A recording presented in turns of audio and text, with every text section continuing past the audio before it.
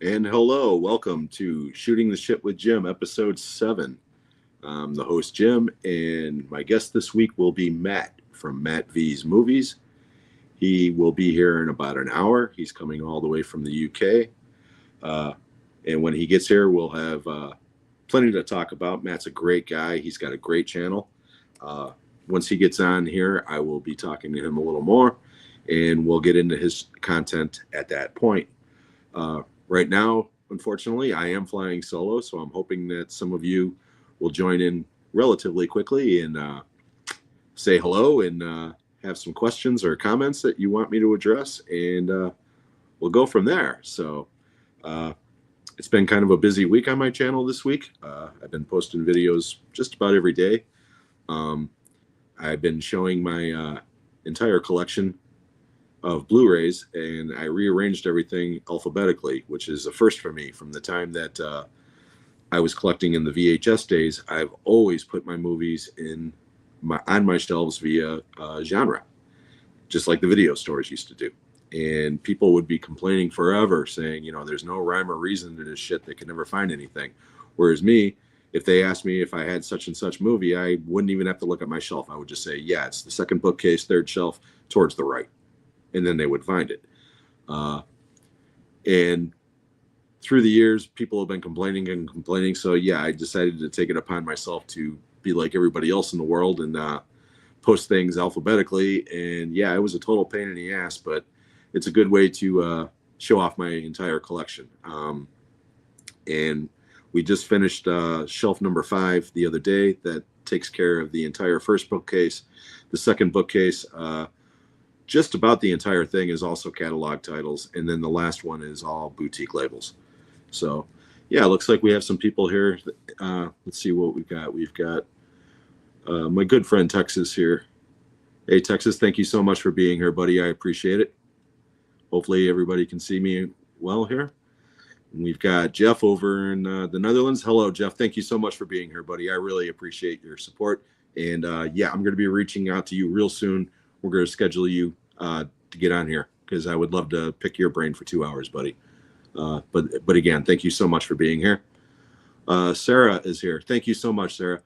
Yeah, I dropped the video yesterday of the fifth shelf, Sarah. I'm going to start the next bookcase on Monday. So shelf number 6 will be on Monday, and I'm planning on. I might not go through the entire bookcase next week, but I will do a couple of videos of that bookcase. So, but thank you for your support as always, Sarah. I appreciate it. One of my partners in crime, Kenny from Kenny's Movie Palace, is here. Thank you so much for being here, buddy. I appreciate it. I hope the back is doing well for you. And we're going to get into it a little bit later, but Kenny will be on here at a future date. As I run out of things to say, I will probably go through what I've got scheduled for the next month here. People saying hello back and forth. Oh, there we go. My good friend Patrick from Have Cheetah Will View is here. Same thing with you, Patrick. We're going to be scheduling you to get you on here soon as well, my friend. And as always, I really appreciate your support. And then we've got AJ all the way from the UK. Hey, AJ, thank you so much for being here, my friend. And if you ever want to be on one of these crazy episodes in the future, please reach out. I would love to have you on. I see a lot of the stuff that you do with Matt, who will be on here later. And yeah, I'm a big fan of your channel as well, my friend. So thank you so much for being here. And we've got people saying hello back and forth, although I do have to highlight this one. Kenny the Yam King. All hail the king, baby. Hail the king. So anyways, everybody, yeah, if any of you have any questions or anything that you want me to talk about, by all means. Like I said, Matt won't be able to join us for about 55 minutes or so. He only had an hour to spare, but he was gracious enough to agree to come on the show, which I'm very appreciative of. So that would be awesome. But yeah, it's been a busy week. I've been dropping videos of each shelf. And that's all I was planning on doing this week until, unfortunately, earlier in the week, I woke up to the horrible, sad news about Val Kilmer passing away. So I had to throw a Val Kilmer tribute in there. And speaking of Val Kilmer, And because I'm a whore who's never afraid to plug my own stuff, Tuesday night, this coming Tuesday night, at 7 p.m. Eastern time, and Sean at Movie Assaults channel and at the Talking Movies 2024 channel, the next installment of Talking Movies with Sean, Kenny, and Jim will be on, and we are going to do a special tribute show to Val Kilmer, highlighting, you know, some of our favorite films from him, some of our favorite performances, and, you know, just spend a couple of hours talking about one of my favorite actors. I'll never forget seeing Top Secret theatrically, and that was his movie debut, and I had no idea who the hell he was, but I knew immediately he was going to be a star, and he was a fantastic actor in so many great movies, and even in the worst movies that he was in, he always stood out. He was just one of those guys. So that was unfortunate, and we had something else planned for this coming show, but we just thought that we needed to talk about Val Kilmer for a little while. So hopefully some of you will join us on that show as well. Excuse me. I'll get back to the comments. Kenny says, yeah, Yans forever, but I know what he means. And oh, no, thank you, AJ. And yes, I would love to have you on here. Like I said, I'm a big fan of your content. I think you do great work over there. And quite honestly, I'm starting to run out of my European guests. I'm trying to alternate. The first show of the month is a European guest, and the latter would be a American guest. But yeah, definitely we will get to. I will reach out to you, and we'll schedule something. That will be awesome. Kenny the Yam King, yeah, it's an inside joke. There you go. And Sarah says, I am also doing videos that my parents help with my collection. My dad is working on it. Awesome. Awesome. Okay, so anyways, please ask some questions for me here. I'm starting to run out of things to say, and we're only 7 minutes in, and my guest's not going to be here for almost an hour. So this is what I was afraid of. But anyways, since I got another moment, I'll just keep on plugging the content. The next show, 2 weeks from now, on the 19th, if I'm not mistaken, my special guest will be Mike from Mike's DVD and Blu-ray collection. If you guys aren't familiar with Mike, he's a great guy, has a great channel, has infinite knowledge about Westerns and film noir, and just, he's younger than I am, and he tends to enjoy movies, you know, older movies more than I do. He's one of those guys. He's just a fantastic guy. He's been on the show with me, Sean, and Kenny a couple of times, and that's going to be a really interesting show. So I hope that you guys can join for that. That'll be awesome. Let's see here. Hey, Daniel's here. Thank you so much, buddy. I'm glad you're here. I really appreciate it. And Kenny says, highly recommend AJ's video on depression. Yes, absolutely. Absolutely. Like I said, AJ does some really, really good work. And let's see here. Patrick says, yay, Mike. Yeah. Mike's a great guy, and he always brings a lot to the table whenever we talk. He's just one of those guys. Let's see here. AJ says, anyone seen the new Tron Ares trailer? Thoughts? Actually, yeah, I watched that trailer literally like 5 minutes before I went on air. I saw it popped up, and I don't know how I feel about it right now. I'm a big fan of the original Tron. I saw that one theatrically when, you know, that glorious summer of 1982, which is, to me, still the greatest movie summer of all time. Okay, but Tron was one of those movies, and it blew my mind. The effects definitely are dated, but at the time, it was literally like being inside of a computer, you know. And God knows, I invested probably thousands of quarters into the Tron video game. That was probably, outside of the original Star Wars arcade game, the Tron game was probably my favorite arcade game to play. But so I'm a big fan of the original one. But quite honestly, when I saw Tron Legacy, I was underwhelmed. That movie did not connect with me at all. I don't own it. I do own the original Tron on DVD. I don't own Legacy. But when I saw the trailer for the new one, there was some stuff I thought was kind of cool. I like the light cycles, you know, being chased by the cops and everything. And I thought that was kind of cool. But I'm just, because that second one didn't connect with me, I don't know how I feel about the third one, but it does look interesting. As we get closer to it and there's more information about the plot and this and that and the other, maybe I'll get a little more excited about it. But I've gone on record many times. I am not a big fan of remakes and reboots in general. I don't mind sequels as much as long as it's got something to say. And I think that this is a sequel to a reboot, because to me, that's what Legacy was. It wasn't, technically it was a sequel, but to me it was trying to be a reboot, and it just, you know, like I said, it just didn't work with me. But yeah, I mean, what are your thoughts? Let's see. I agree on Tron Legacy looked great, but it didn't connect and was a bit slow. Thank you. Yeah, that's exactly. And that might be a generational thing, because I know the younger people really enjoyed that Legacy movie over the new ones. Patrick, aren't we all younger than you? Well, I'm going to be 58 this year, and I'm reasonably sure you're older than me, pal. So nice try. Daniel, I just saw the preview today. No Olivia or Garrett in the movie preview. Yeah. And again, I don't even know if that was a trailer as much as just a little teaser. You know what I mean? Oh, Gareth is here. Thank you so much for being here, Gareth. And the same thing with you. Like I said to AJ, I'm going to be reaching out to you soon, and hopefully I can get you on one of these channels as well. Because as you know, I am a big fan of your content. I'm constantly bombarding your live streams with questionable comments, but you know, I'm an ugly American. That's what we're supposed to be doing. Let's see here. Daniel, I like Tron Legacy. Yeah, a lot of people like that movie. I just, you know, it just didn't connect with me. It was a well-made movie. I'll give it that. Wonder if we'll get a 4K of Tron. Yeah, probably. And that wouldn't surprise me if they didn't announce that right around the time that the new one comes out.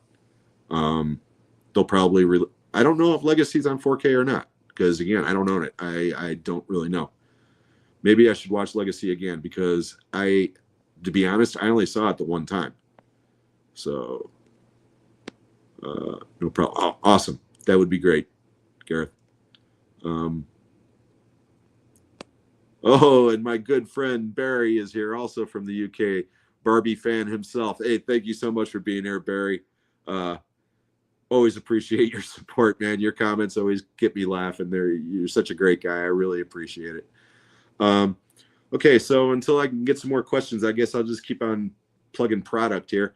I already mentioned the show that we're going to do on Tuesday night with Sean and Kenny, and the 1 in 2 weeks that we're going to be doing with Matt. The first or 2 weeks after that, which my dates aren't too good. I believe that is May 3rd. Let me just double check before I make a total ass out of myself. Yes, it is May 3rd. We're going back to the UK for another UK guest, and that one will be Roy from Blue Roy's Movies. And if you guys haven't checked out Roy, please do. He's a great guy. He has a great channel. He does a live stream with a couple other guys called Talking with the Loons, I believe it's called, with Ali and Sammy G. Great guy. And again, he's one of those guys like Barry who always makes me laugh in the comments. And I'm really looking forward to having him on the show. It's going to be a lot of fun. What do we got here? Mr. Dan is here. Thank you so much for being here, Dan. I appreciate it. Let's see here. I'm just going through. People are saying hello to each other. Patrick says, I want to see Ash, Dan. IFC's released it. I'm not familiar with that title, but then again, you're much more fluent in IFC Midnight than I am, Patrick. Let's see here. Words and Pictures. Thank you so much for being here. I appreciate it. I really appreciate it. Let's see. Making sure I didn't miss anybody. And if I did, I apologize. Once I start talking. Okay, there we go. Mr. Dan, that's what the Ash thing was. Any thoughts about the sci-fi? Yeah. I'm unfamiliar with that one, Dan. I'll have to look into that, because I am an Iko Uwais fan, of course, as you know. Love the 2 Raid movies, and I'm a big fan of The Night Comes for Us, which he is also in. I thought I saw Corey here. So yeah, there he is. All right. Yeah, Corey from Wilkie's Movies and Music is here. Thank you so much for being here, Corey. I really appreciate it. Excuse me, I'm just trying to keep up with the comments, other than people saying hello to each other but not talking to me, and I'm starting to feel unloved. Okay, I'm just kidding, guys. We've actually got 13 people in the chat already, and yeah, this is great. I really appreciate it. Daniel, I keep missing the Tuesday shows mainly. No problem, Daniel. Again, anytime that anybody can drop in by one of our shows, whether it's my show or their show, it's appreciated, whether it's live or on replay. So believe me, the support that you give is great. So, and yes, the raids, absolutely. You know, those two movies just, it's the way action movies should be done, in my opinion. I mean, the first Raid movie came out right around the same time as Dredd. And I remember people were saying, oh, they ripped off Dredd or vice versa. And it's like, no, you know, movies don't work that way, you know, especially when movies are released that quickly next to each other. They were obviously being filmed at the same time. But that original Raid movie just blew me away. And I just thought it was like one of the greatest action movies I ever saw. And then that second one, to me, that's like the godfather of martial arts action films. It is just so good. 13 people, but only 6 thumbs up. Hey, whatever. Those 6 thumbs up are awesome. I'm all good. Let's see here. Eco is badass in Triple Threat. I haven't seen that one either. The only other movie that I've seen him in, and the name is escaping me now, so I'm sure one of you in the comments will tell me. He was in a movie with Mark Wahlberg. And it had a number in the title, but I cannot for the life of me remember what that movie was called.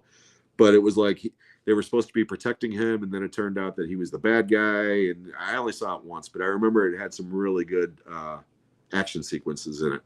So help me out here. If Gareth is out there, I'm sure he knows. Oh, nope, Dan, I knew it. Mile 22. Thank you so much, Dan. Yeah, that's the one.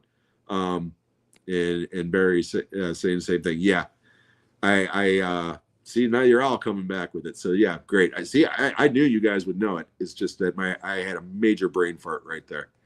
But thank you so much. Let's see here.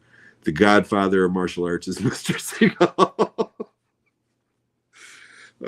Barry, I love you, man. But I think your mother accidentally dropped you one too many times on your head when you were a child.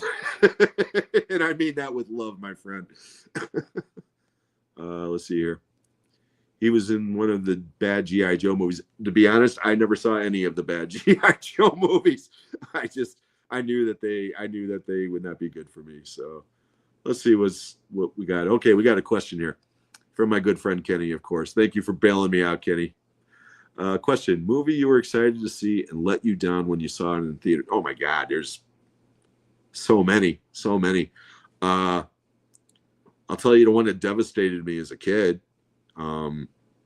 Well, devastated is a strong word, but considering expectations to return, the one that immediately pops into my head is Superman 3 with Richard Pryor, because I was a huge Richard Pryor fan, still am, and I was a huge fan of the first 2 Superman films, still am. And oh my God, that third movie was so bad.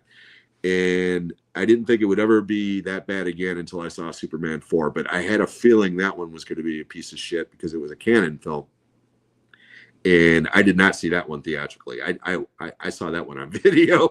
And yeah, I own that movie. I'll never watch it again. It's so bad. But thanks for the question, Kenny. That's great. I appreciate it.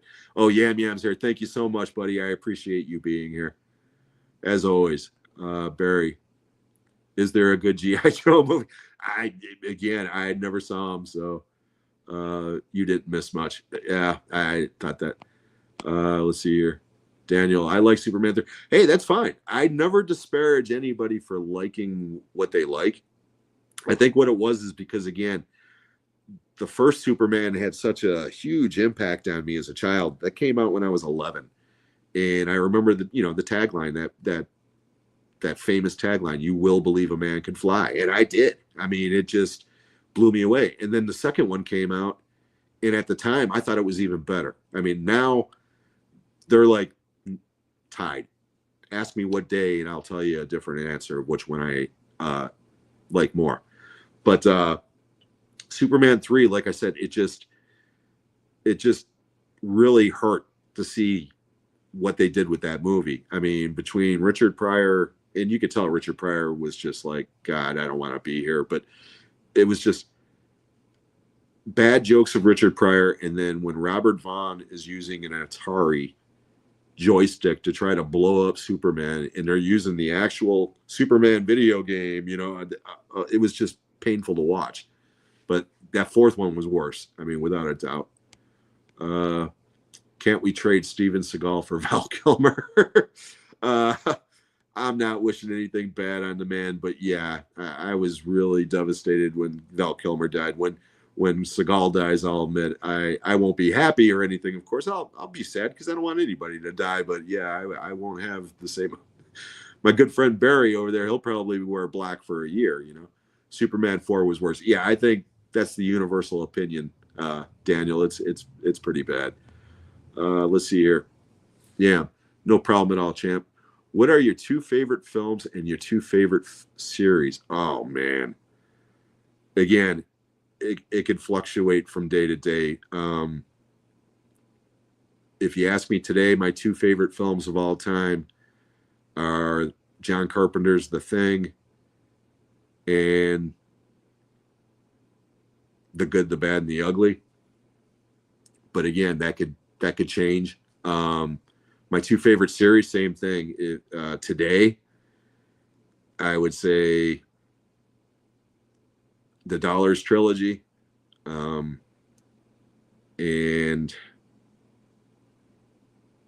shit.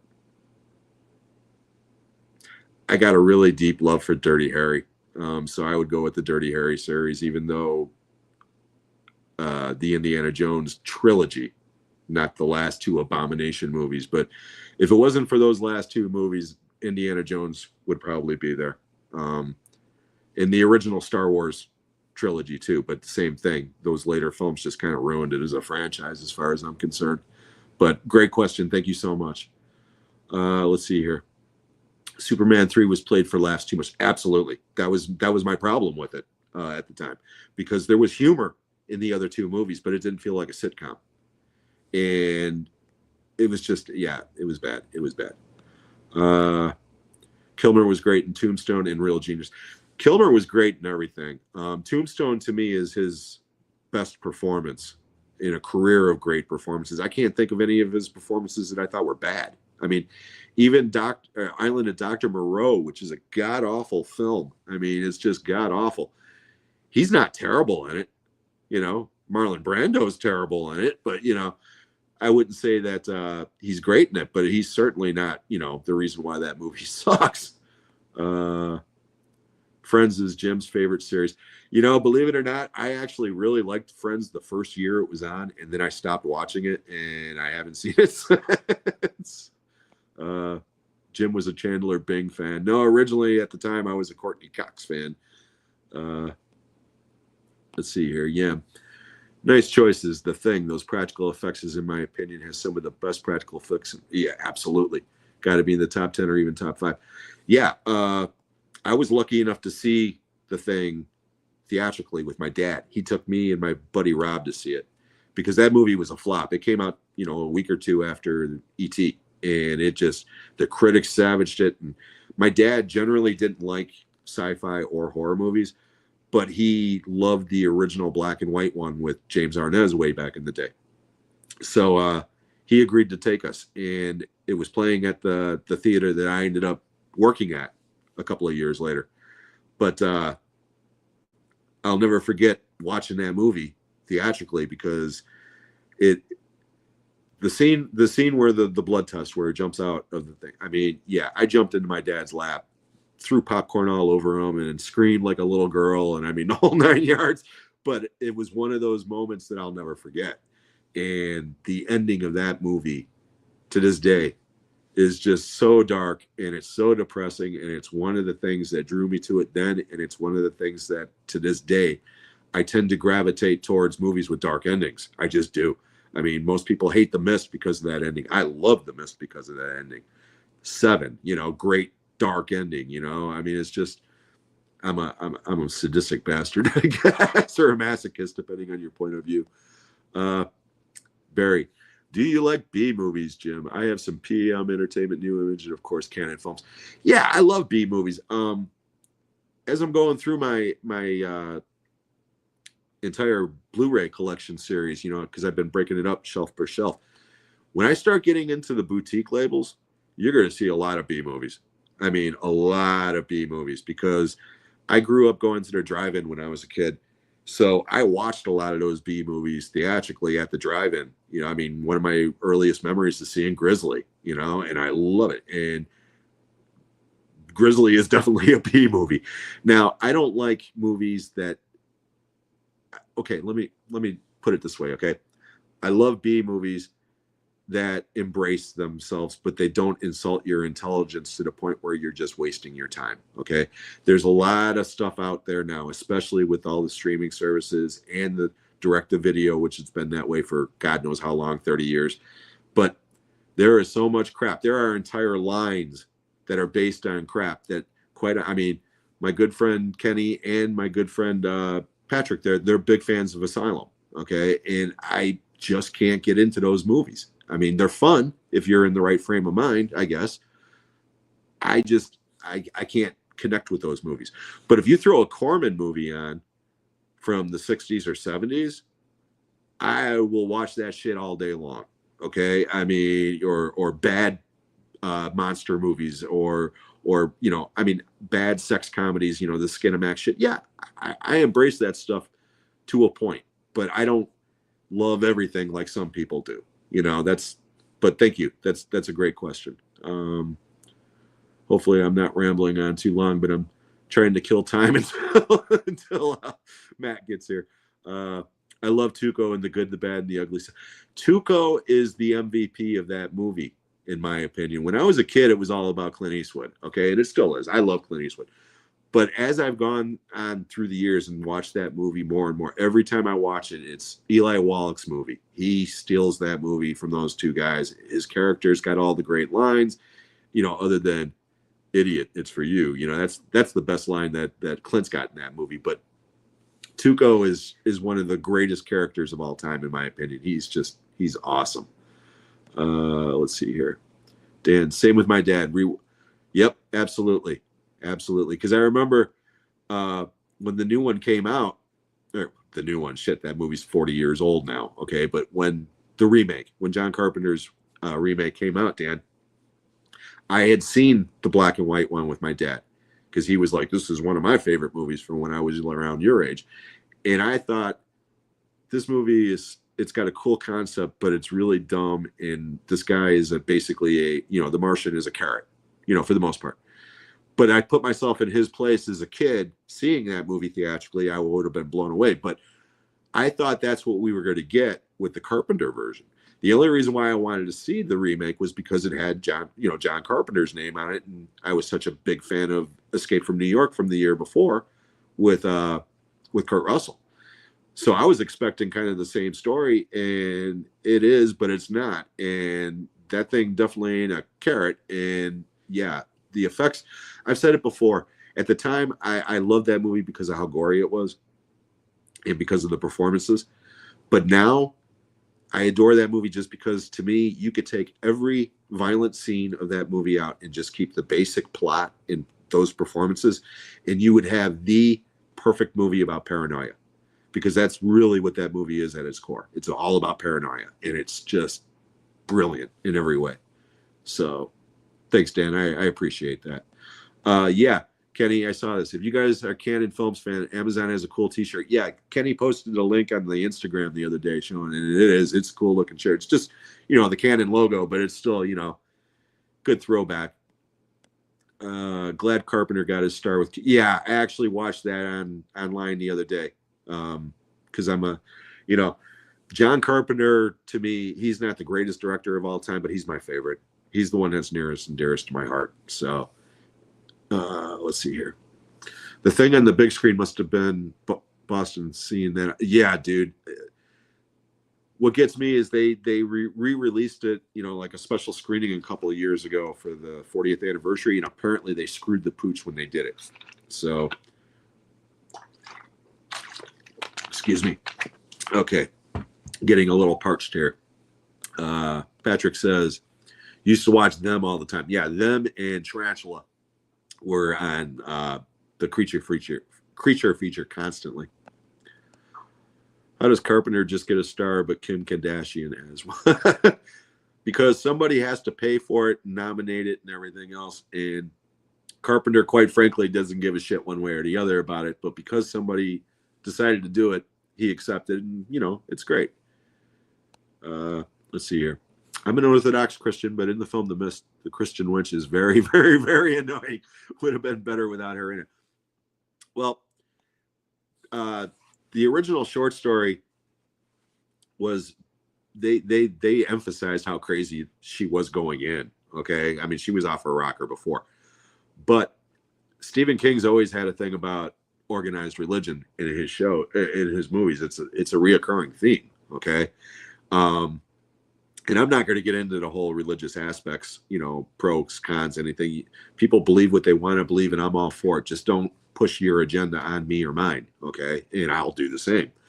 But what gets me about her, that character, and Marcia Gay Harden's performance of her stand out to me the most is she's freakier than anything out in that mist, okay? She is actually the scariest thing in that movie, if you really boil it down. I mean, she's willing to sacrifice a kid at one point. And it's just about people when they're in a situation that, they can't explain. People will gravitate to whatever answer gives them the most comfort. And in a lot of cases, that is religion. So, but yeah, I get where you're coming from. Let's see here. I know Kenny Long overdue. Yeah, absolutely. Asylum are so goofy. Yeah, I get it. And again, I don't have a problem with that. Okay. It's just, maybe it's because I'm getting older and I'm thinking, okay, there's only so much time left. So if I'm going to watch a movie, I'm going to watch something that I'm reasonably sure I'm going to like. And unfortunately, most of those movies turn me off. So that's the reason why. But I certainly don't disparage anybody who enjoys them. Since Snow White bombed, do you think Disney will make major changes going forward? Probably not, because they still have like 4 or 5 of these friggin' remakes coming up. I mean, people can bitch about the wokeness or this or that, whatever. Okay. Because again, like the religion thing, I'm not going to get into politics either.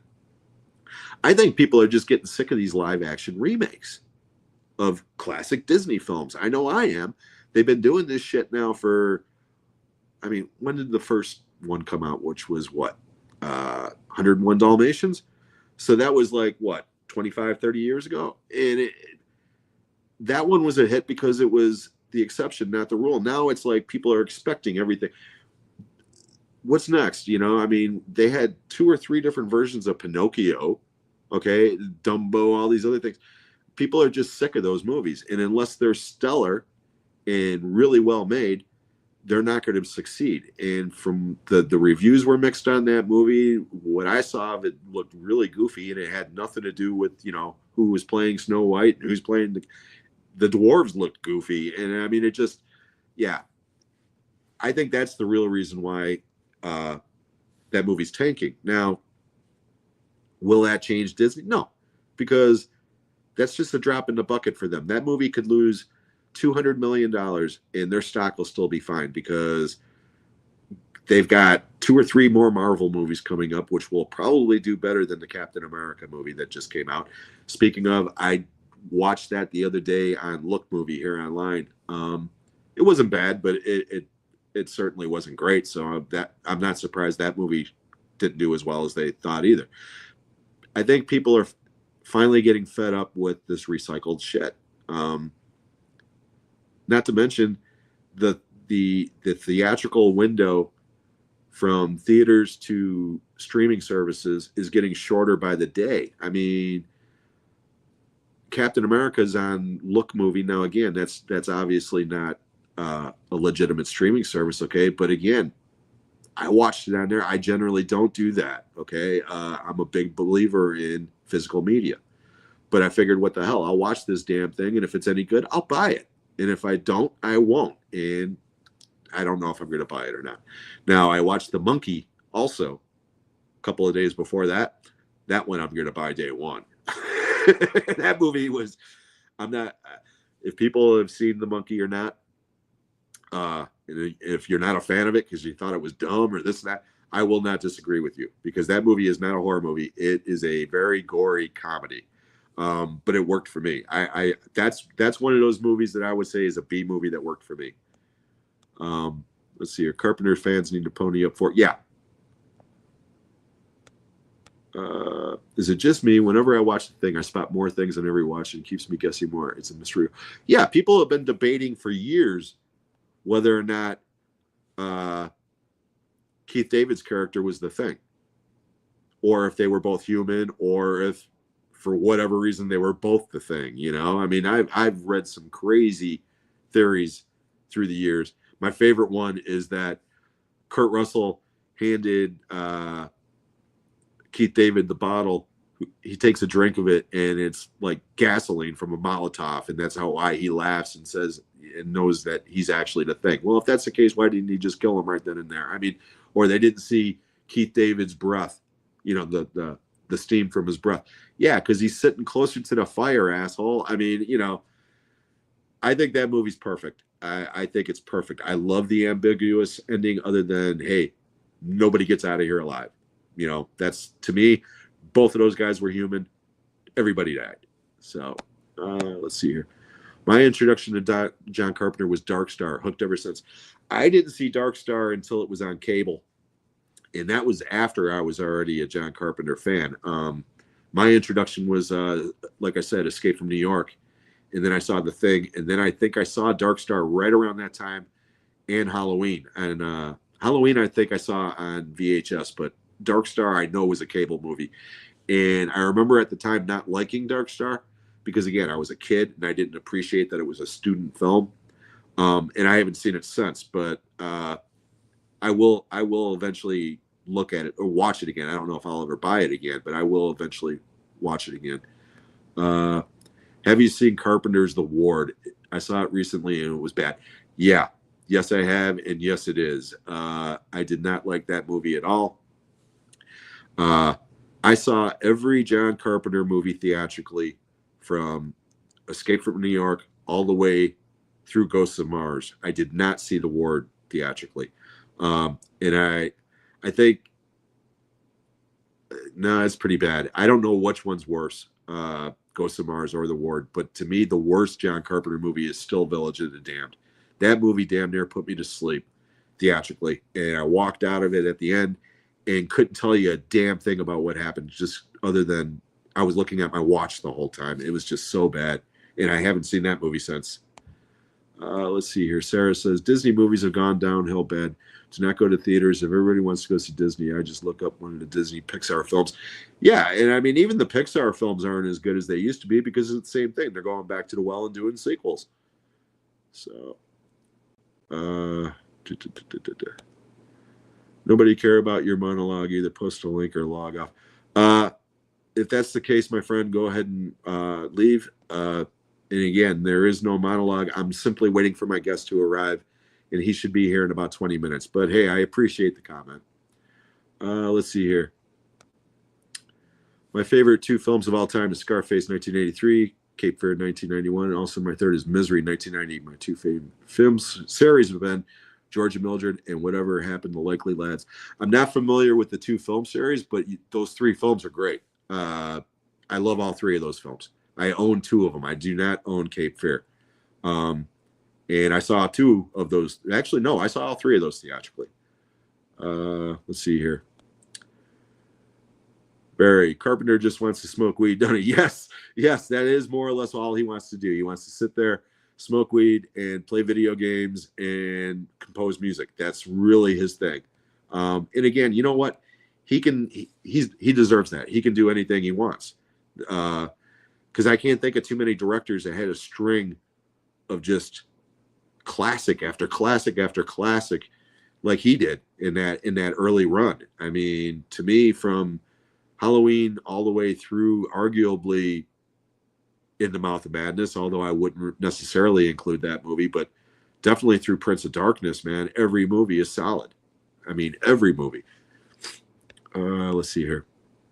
Yeah, in The Mist, she's crazy, very cult-like, but whenever she's on, I'm buggering off. Yeah, I get it. But I do think that she's very, very good in that movie. Greg is here. Hey, Greg, how you doing, buddy?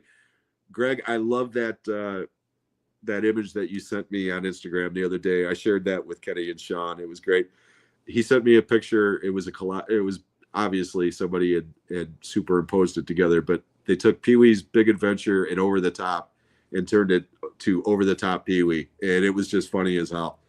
So yeah, thank you so much for being here. I appreciate it, buddy. Yam says, I'm not a Disney fan, but they're making horror versions of them, which is surprising because I thought the characters would be copyrighted. I do like the Winnie the Pooh, Blood and Honey 1 and 2, but great, but not fun. No, actually, those movies, the copyrights ran out on them. They're public domain now. Once something reaches 100 years old, unless it's a patent product, okay, then yeah, copyright protection in this country is ridiculous. And this is just the tip of the iceberg as far as these knockoff movies from these characters going. There's a couple of Popeye movies coming out within the next I think one of them's already out, as a matter of fact. There's a Snow White one coming out, and then there are so many more characters coming into the public domain very soon. Stuff like Batman.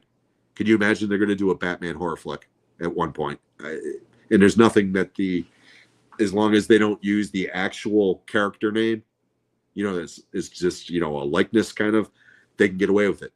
The Mickey Mouse thing, they're not calling it Mickey Mouse, they're calling it Steamboat Willie because that was the original name of the character, which is now in public domain. Mickey Mouse is not. So, and Winnie the Pooh was based on a novel years before Disney got involved with that character. So that's why they're able to do that as well. Let's see here. I'd rather stick my old boy in a vice than watch that garbage. No, that is an image I did not need, Barry. But I guess you got even with me for the how I ruined Raw deal for you. But yeah, I don't know if I would go that far, but I don't want to see it either. If they unfroze Walt Disney, he would kick everyone's ass and things would change. Thunderbolts are going to crash. You know what? I actually think if the reviews are decent on that movie's going to do okay.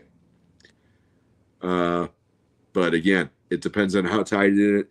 See, I think that was one of the reasons why the last couple of Marvel movies didn't work for me, is because they tied them into those TV shows, And quite honestly, I only saw the WandaVision series, and I think I saw the first 2 episodes of Loki. And that's it. I didn't see any of the other TV shows because, quite frankly, I was burned out and am still burned out on the superhero shit.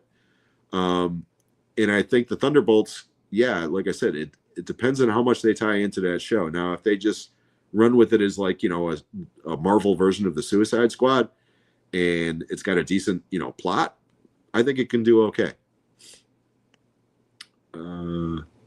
That is a movie I'd watch, Texas. Yeah, the unfreezing of Walt Disney.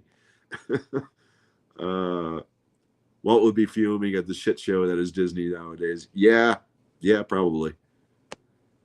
We get a Bambi horror film now, just what we. Yeah. And to me, the greatest Bambi movie of all time is still Bambi versus Godzilla.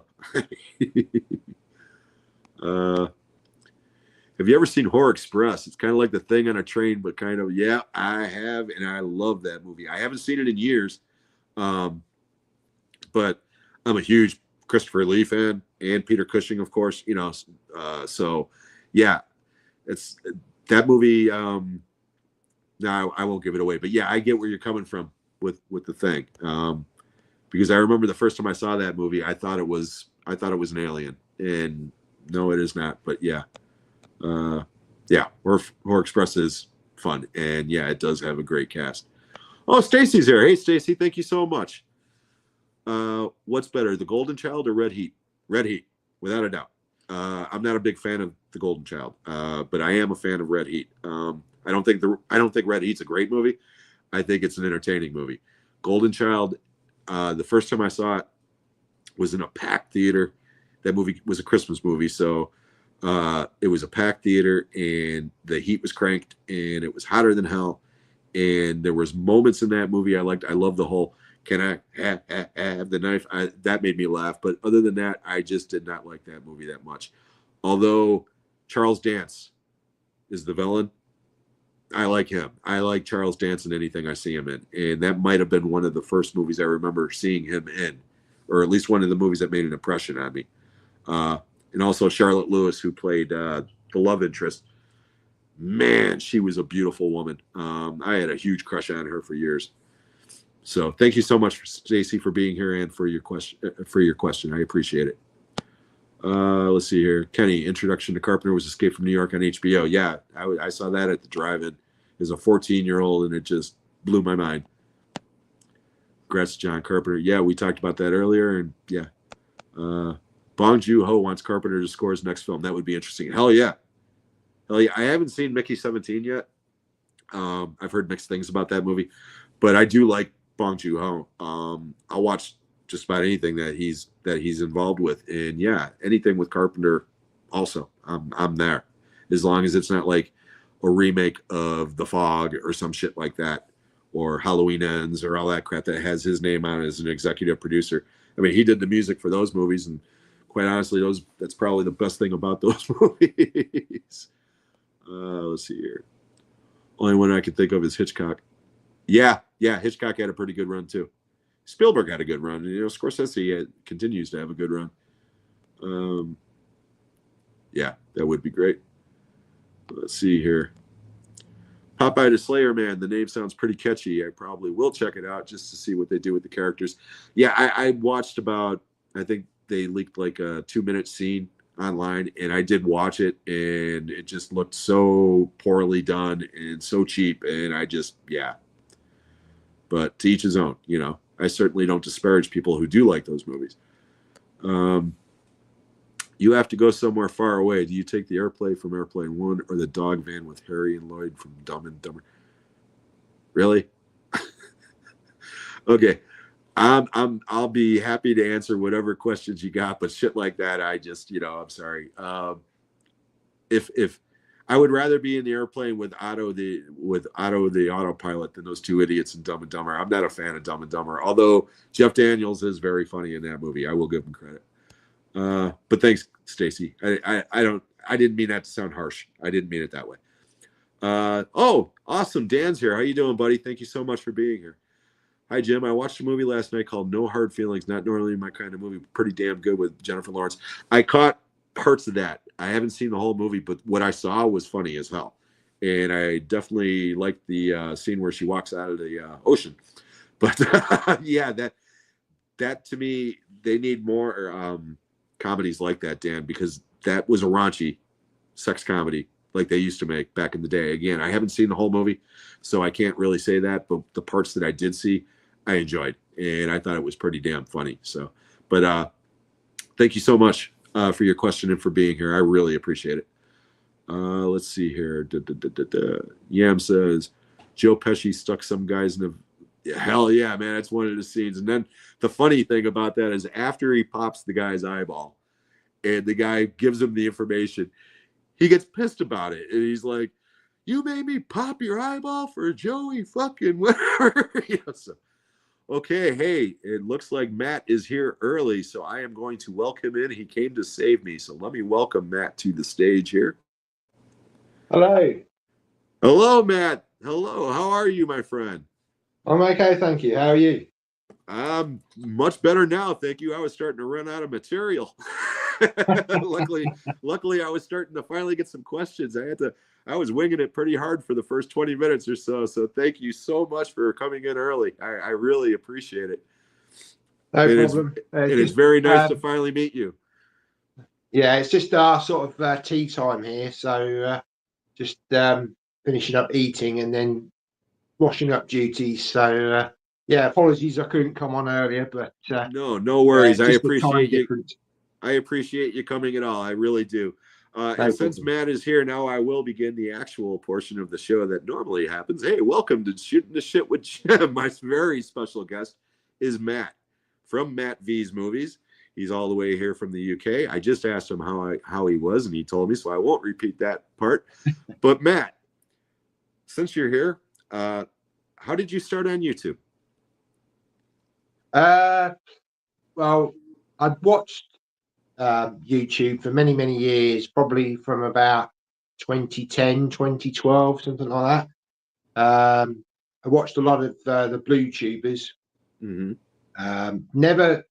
Never commented in the early days, and it wasn't until sort of about 2019 that I started to comment a little bit, and sort of started to have the idea about thinking about doing some videos, starting a channel. And I think it was 2021 when I started, February, I think it was. Nice. So I was probably 4 years now. Wow. Yeah, 4 years of doing it. So yeah. And you do it Here we quite are well. today. The content on your channel is extremely well done. Oh, and thank you. you have a very wide variety of topics on your channel, which I find refreshing, as opposed to today I'm just talking about my horror movies, or today I'm just talking about this. You actually, you have a lot to. This sounds bad. I mean this as a compliment. You have a lot to say, and it's usually very, very informative and entertaining. So, I'm a big fan of your channel. And thank you very much. you might not be aware of this, okay? But my very first video that I did, which was just a little tiny 30-second video, about 15 months ago or whatever, where I said, hey, welcome to the channel. This is what I'm planning on doing or whatever. And it's really bad video, okay? You were the very first comment I ever got on any video, asking me if I was going to build a home cinema and that you were going to subscribe. So you were literally the first person to drop a comment on my video. So thank you, sir. That's all right. I've always wanted to sort of help sort of small channels, because I know when you first start YouTube, it can be a bit of a lonely place, especially if you don't know many people. And YouTube isn't always kind to sort of people with less than 100 subscribers. So yeah, I've often tried to help sort of promote sort of small channels and just share the video and just say, look, here's a new person that's come on to the starting up, part of the community. Let's welcome them in, and let's try and help support them. That's what it's all about, really, is helping each other, support each other, and talk about our shared interests. Absolutely. Well, like I said, the old cliche is you never forget your first, and Matt, you were my first. So thank you so much. Okay, now generally what we do here is, again, the name of the show is just Shooting the Shit. We're just having a good conversation and stuff. And obviously you're a big movie fan. What's your earliest memory of seeing a movie theatrically, whether it was a Disney film or whatever? Do you have like that first childhood memory? Yeah, I mean, the first couple of memories really that stick out to me is in London, Leicester Square. You've got the Odeon Leicester Square, quite famous cinema, and I remember going with some cousins and my aunt. They took us to see Star Wars, and that was in 1977. Yeah. So I was only about 5 years old. Okay. But I can remember going to see it and was absolutely amazed. Never seen anything like it before. Absolutely. And I have a memory of, there was a shop next door which was like a memorabilia shop, and I bought this green pencil case which had C3PO on the front. Well, my aunt bought it for me as a present, and I kept that for many years. And a few years back, I actually sold that on eBay, and it actually went for a lot of money. I was quite surprised. I think it went for about £30, and it was all sort of stained inside with sort of pen and throughout the years, and the zip was bust and this kind of thing. But yeah, that's my earliest sort of memory of going to the cinema. And the other one that I can remember is seeing Moonraker. That Ah, was the first James Bond film that I'd seen at the cinema. mm, That was 79, I think it was. yes, Um, yes, and again, I mean, as a sort of 8-year-old child, it was just like, wow, this is yeah, amazing, yeah. And that film's always stuck with me. I know a lot of people say, oh, it's silly, it's a silly film, and I mean, it is daft, but it was of that time, and And it's you know, fun. That movie's yeah, fun. I love it. exactly. I'm right there with you. I saw that one at the drive-in when I was 12, and Right. and I remember my father bitching the whole time. This movie's so stupid, and I'm sitting in the back seat of the car just loving it. And I'm like, no, this movie's great, Dad. It's Star Wars with James Bond. I mean, I just because he didn't like Star Wars either. But yeah, I love Moonraker, and it gets a bad rap, but Yeah, yeah. I would rather But watch as a Moonraker. kid, you'd love it. I would rather watch Moonraker than any of the Pierce Brosnan movies, with the exception of GoldenEye. I mean, that's kind of where I I'm agree at. with you. Yeah, Yeah, we're gonna got get the into some James Bond Bond talk. Oh yeah, T-shirt on nice. tonight. Yeah, we're gonna get into some James Bond talk here in a little bit. I got a whole list here, but no, the Star Wars answer seems to be very popular with a lot of people. Mm, In this age group, anyways. yeah, I'm about 5 years older than you are, but yeah, Star Wars was definitely a huge, big deal for me as a 10-year-old, and I can only yeah, imagine what it would have been like at the age of 5. So yeah, that's awesome. Um, absolutely. okay, now I know that you're a huge James Bond fan. Okay, but what are some of your favorite genres? I would say mainly for me, it's action, sci-fi, uh, a little bit of horror. I enjoy watching horror films, but I'm not like a collector of horror. So Right. you don't see that much in my collection. I mean, I've got the classics. Like my favorite horror film of all time is The Shining. I think Okay. that's absolutely brilliant. Jack Nicholson's just absolutely fantastic in that film. Yeah. Um, The Exorcist, I do have, but yeah, it's been done to death now, hasn't it, by so many possession films. Yeah. It's kind of lost its. I mean, it's still the granddaddy of possession horror films, I would say, but it's for a lot of people they seem to think it's quite tame now. Yeah. I can remember seeing it. It was banned in the UK for many years, and I can remember being about 18 or 19 and going to the cinema. They re-released it. That probably be back in the 90s, I think. Mhm. And I'd never seen it before, and going to the cinema to see it, I was quite shocked by it. I mean, I'm not a religious person, Mhm. but even for me, I was like, "Ooh, yeah, this is really, quite, Yeah. yeah." It was done so well. I mean, considering back in the 1970s, Yeah. early 70s, wasn't it? Um, 73. yeah, I know the church, certainly the Catholic Church, weren't very happy that it was being shown to the general No. public. No, and it wasn't just the Catholics. I mean, there was a lot of religious people. My grandmother was convinced that if you saw that movie, you were letting Satan, into your life and this and that. I was 6 when that movie came out, and of course, I didn't see that, theatrically No, or anything. But that movie had been built up in my head for so many years as being the most terrifying thing ever made, that when I actually finally did see it, I was underwhelmed. Same thing with yeah, Texas Chainsaw Massacre. I don't take away the brilliance of those movies, but I wish I would have seen them under different circumstances. yeah, Like going into something blind as opposed to having expectations. It really changes how you're looking at a movie, especially a movie that is considered a classic. yeah, absolutely. Um, okay, now you said you're not a big horror fan, but there are exceptions. Are there any genres that you just generally don't like at all? I mean, I'm not a big sort of rom-com. I don't mind the odd rom-com, but it's not really. I leave those to my wife to watch. But I watched the Amen. old one. We did watch one the other night that AJ he bought me Serendipity. Have you seen that one? I'm aware of it, but I don't think I've seen it. Yeah, Kate Beckinsale and Is that John Cusack? John. Yeah, and yeah, I quite enjoyed that one actually. It was, it was good. There was a few sort of Sleepless in Seattle, but yeah, some things like Grease and those kind of things. Musicals as well isn't really my bag. Yeah. The odd musical I don't mind, but yeah, that's not really my genre, if I'm honest.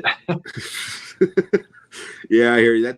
That seems to be a running motif with most of my guests. Is that musicals and rom-coms are generally not. There's exceptions, but that's not something that they generally gravitate towards. So I'm right there with you.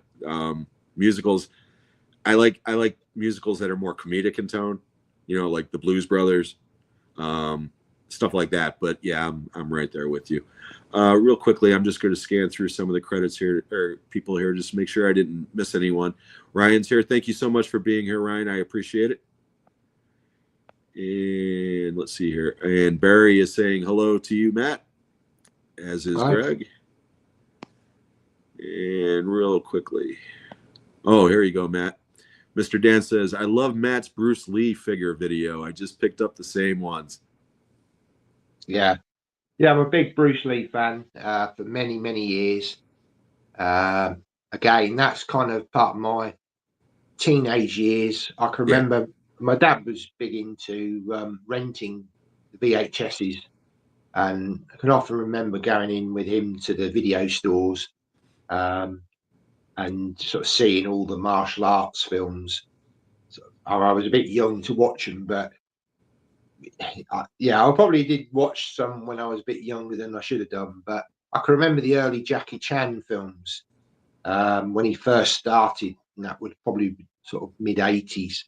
And thought they were fantastic. Yeah. And then I discovered Bruce Lee, and oh wow, it's just like, these films are iconic.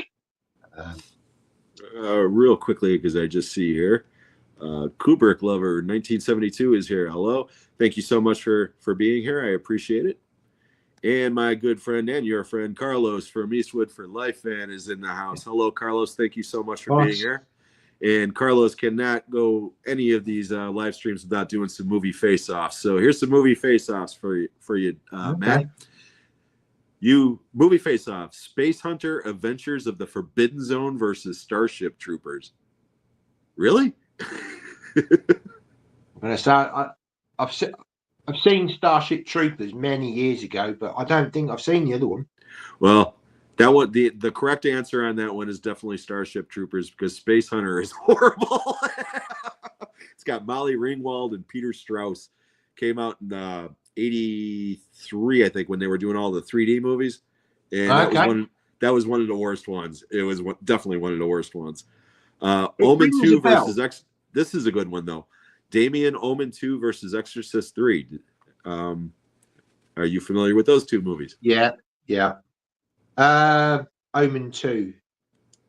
Yeah, I will agree with that. Although I will say Exorcist 3 has the greatest jump scare of the 90s, without a doubt. I mean, is that with the nurse?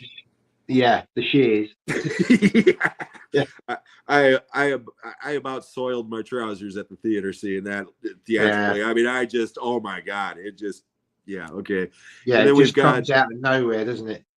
We've got the original Predator versus Aliens. Oh, Aliens. Yeah, me too. Although that one's closer than the other. Well, actually, But this one's good. Actually, Predator. Yeah.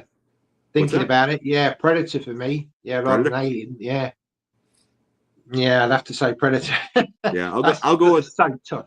Yeah, I'll go with Aliens, but barely. I mean, those are both in my top 20 of that genre for sure. So, and then the last one is Bullet versus The French Connection. Bullet. I'll go with The French Connection. Although I think Bullet's chase scene's better. It's got the best car chase ever. Although Ronin, that's got some fantastic car chases in it as well. Yeah, and don't forget about To Live and Die in LA. There is a fantastic car chase in that. I don't know if you've seen that one, but oh, I think it's many, many years ago. yeah. I mean, 6 lanes of the LA freeway coming at one car, and that was before CG. It's just so good. Yeah, yeah. But thank you so much, Carlos. I appreciate it. Let's see here. I just want to make sure we didn't miss anybody else because I've got some more deep, hard questions for you for my guest here to answer. I mean that just as a joke. Okay. What's up, Doc? An underrated car chase? Yeah, absolutely. I haven't seen that movie in years, Kenny, but yeah, that's a very funny movie, and it's got a great car chase in it. Okay, we're gonna play a little game that I like to call Top Three. Okay. And when I ask you to top three, this is just off the top of your head. So I won't hold you to these answers. Your answer could change tomorrow. It's just the first 3 things that pop into your head. Okay. All right. So the whole idea here is just to have fun with this. Okay. So top 3 franchises. Ooh. Back to the Future.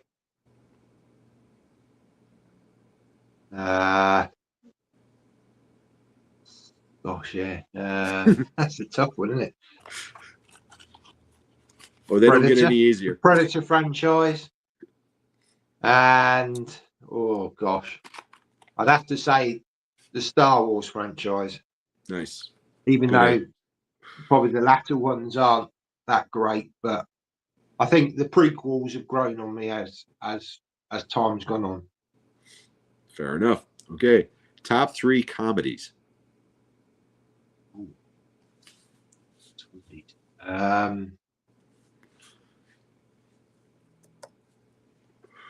Stir Crazy. That's a great film. Yes. There's one film that I do like, which I guess you could call it a comedy, but it's Local Hero. Have you seen that? Yes. With Burt Lancaster? Yeah, it's got a lot of humour. It's got a lot of dry humour in that, which I do like. Dry humour, not so much a slapstick person. Right. Yeah, I love my dry humour.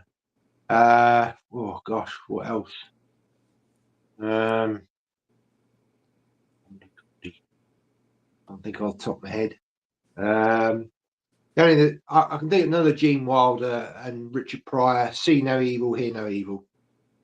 I love those. They're great. Yeah, they made some great films. Those two. Yeah, Silver Streak's a really good movie too. Yeah, really. Silver Streak. Yeah. Okay. Top 3 non-James Bond spy thrillers. Oh gosh.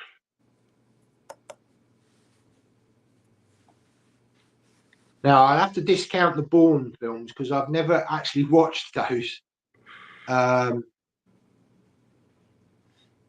Could you say Mission Impossible's spy sure. kind of thing? Yeah. I suppose, yeah, some of the Mission Impossible films. Armand Flint. Do you remember? Oh yeah, that? James Coburn. Yeah. James Coburn. Yeah, I like that. And I guess you could say Enter the Dragon was a bit of a spy film as well, in a kind of way. It is. It is. And that's a fair answer. So yeah, very good.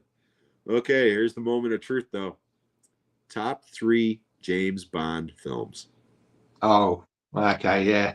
So number 1 is Casino Royale. Mine too.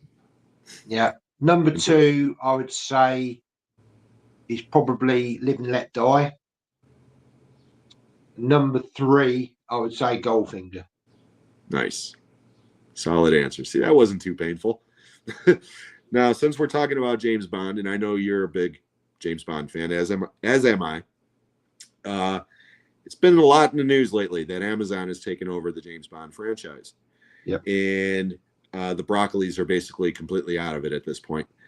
What are your feelings on this? Do you think, are you hopeful that this is going to go into a good place, or are you thinking that this is just going to be streaming product?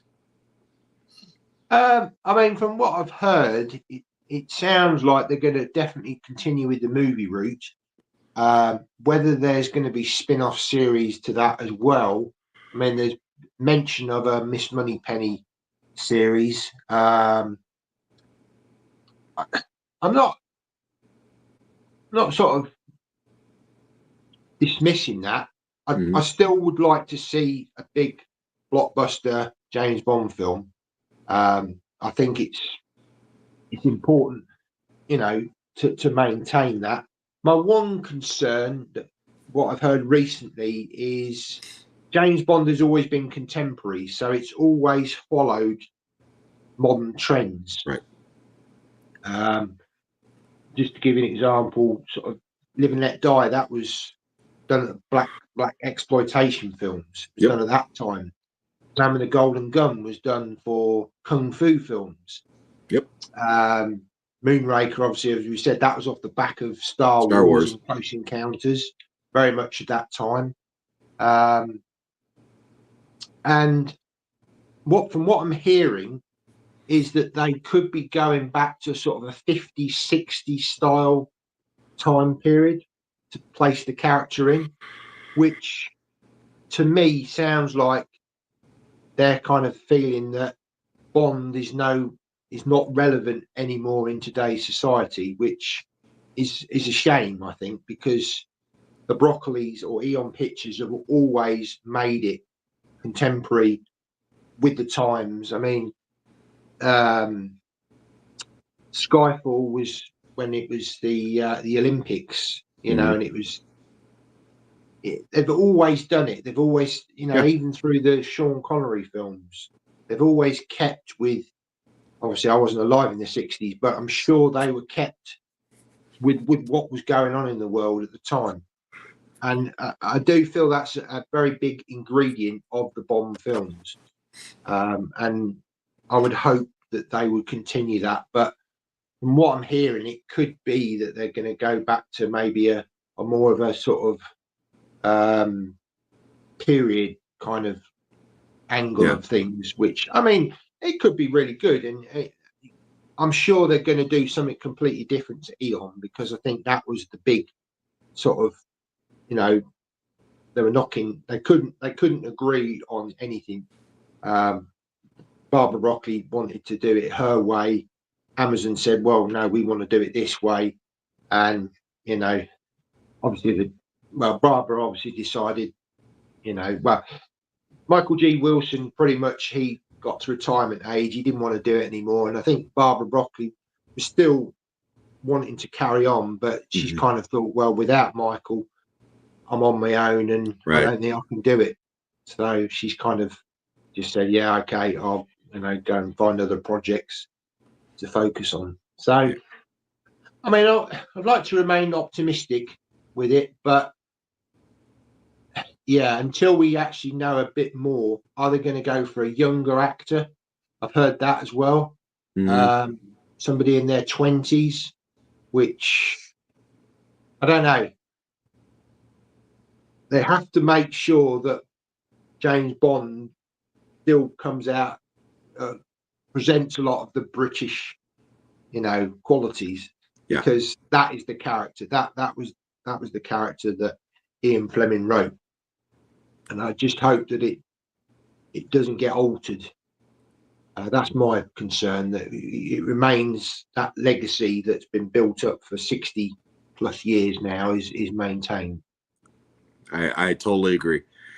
Do you have any thoughts on, I mean, if you could cast the next James Bond, do you have any thoughts on who would be good? I mean, I think the very popular choice, and I've done a poll on it, is Henry Cavill. I think he's got the look of Bond. I mean, obviously, that recently there is that leaked audition that he did at the time that they were looking at casting either him or Daniel Craig. And you can tell, I don't know whether you've seen the interview, the casting of it. Have you seen that at all? No, I have not. No, I haven't. I mean, yeah, he does some lines from, I think it's GoldenEye that he does a few lines from. And my perception of it is that he was too young. Yeah. He was too young for the role. However, is he too old now? I don't know. He might have just gone past that point where it depends how quickly they want to do films. If they're going to do them every couple of years, then he may be able to do 3 or 4 films. But if it's going to be 5 or 6 years per film, then he could be a bit too old in, say, another 5 years' time. Right. Yeah, I know the name that's getting thrown around a lot now is that Aaron Taylor Johnson guy or whatever from Yeah. and I just don't see it with him. No. I just don't see it. And I think he's distanced himself from it, actually, from what I've heard. Yeah. That he's kind of saying, I've not been. I think he was quite, at one point he was very much in the frame for it. And I think even the Sun newspaper in the UK had pretty much said that he got the role, and it was all, just a publicity thing to try and stir things up and that. But no, he's not my preferred choice. I think Henry Cavill, whilst he's got the Superman persona behind him, because we've got the new guy coming through this year, I think Amazon will want to go for a well-known name. I think they want to go with somebody that's recognisable, whereas obviously Eon, their sort of casting was get somebody unknown that you may have seen, but you're not really seeing them in any major films. Right.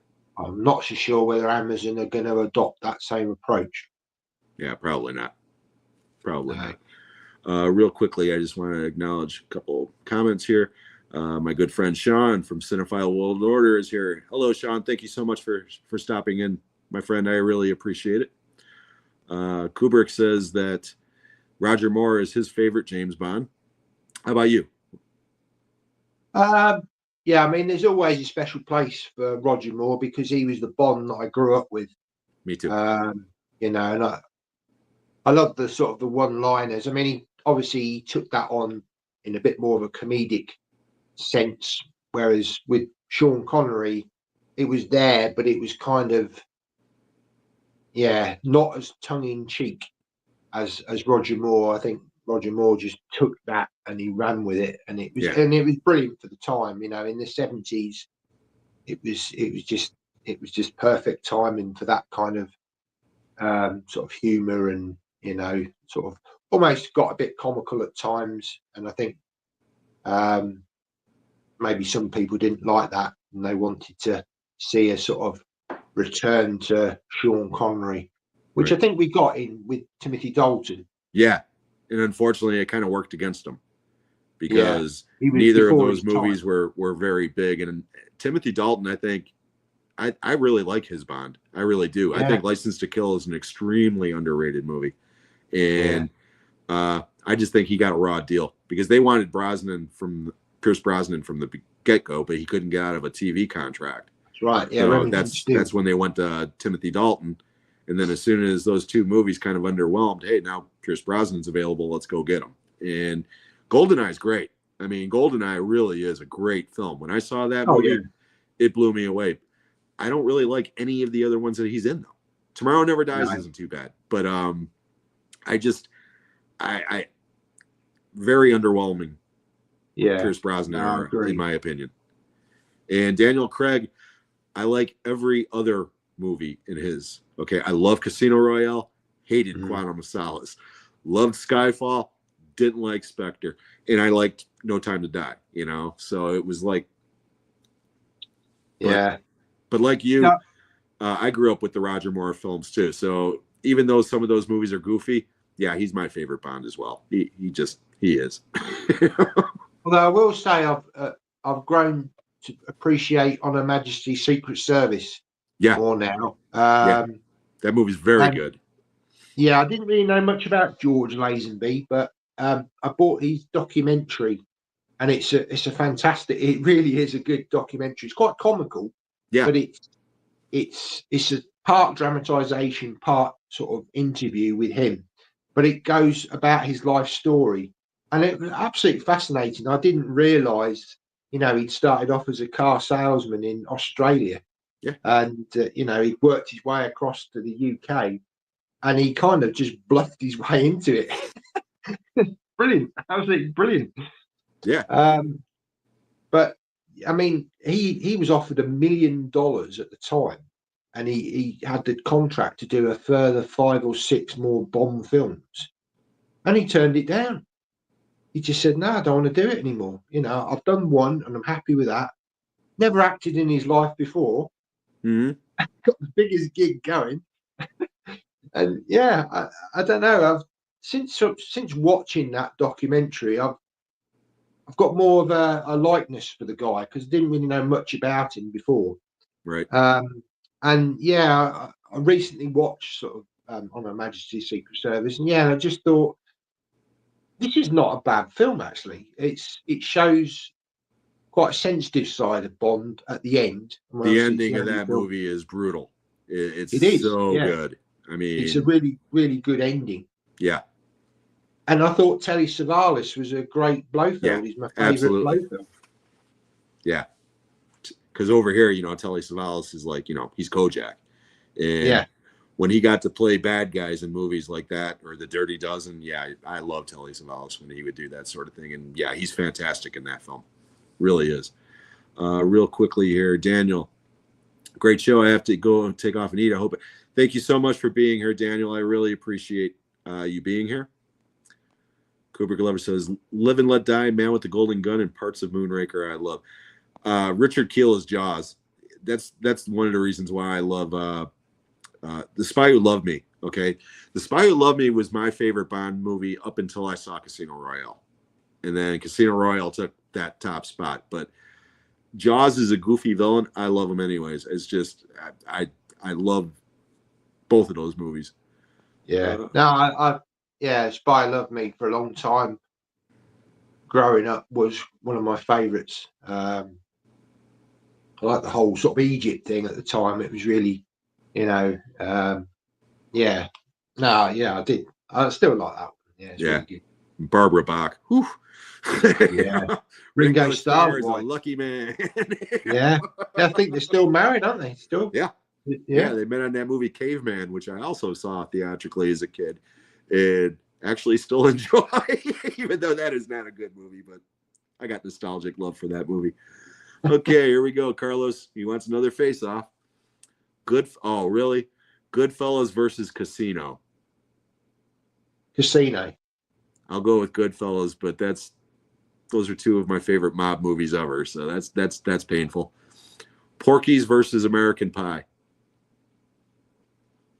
I haven't seen American Pie, so it'd have to be Porky's. And again, I haven't seen that for many, many years. Again, not my kind of humour. It's not overly. It's not something I usually watch. But American Pie, I've heard. Yeah, I mean, a lot of people do like it, but it's never a franchise that I've really sort of dipped my toe into. Fair enough. I would go with Porky's as well, although I have seen the American Pie movies. The Guns of Navarone versus Where Eagles Dare. Ooh, that's a good one. Yeah, Where Eagles Dare. Yeah, I'll go with Where Eagles Dare. Eastwood and Burton. You don't get better than that, No. And The King of Comedy versus Joker. They're the same movie. Yeah. More or less. yeah. I have to say Joker. Yeah, me too. I thought that was fantastic. Yeah, I'll go with Joker as and well. I didn't mind Joker Folie à Deux. Some of the musical scenes could have been dropped, but I thought it was a great ending. I thought it was a brave ending to it. I thought actually they've done something different here, which I know it upset a lot of people, but I thought it was quite brave. Yeah, I haven't seen the sequel, to be honest, because I've heard nothing. You're the first person I've talked to that actually said that you thought it was okay. And Stuart, I think, kind of liked it. I don't know. I don't remember. I know he picked it up, but I don't know if he actually watched it or not. But I'm not like you. I'm not a big musical guy, and I'll probably catch that movie like on HBO Max or something because I know it's on Max. I just haven't gotten around to watching it yet. But I'm not in a big hurry to see it. Let's put it that way. I think some of the musical bits do work, but but there are a few you think, no, I don't really think this is needed here. But you know, you can't fault the acting. I mean, that Lady Gaga, I think she's a very good actress. Yeah. You know, and obviously Joaquin Phoenix is still great in the role. It's very much a sort of film of two halves. You've got the courtroom part, which is really good, and then you've got the stuff sort of in the asylum and between him and her, and that's. I don't want to give too much away, but I'd certainly go in with. If you go in with low expectations and sort of ignore the sort of musical bits, you might come out and think, yeah, it's not as bad as people say it is. Yeah.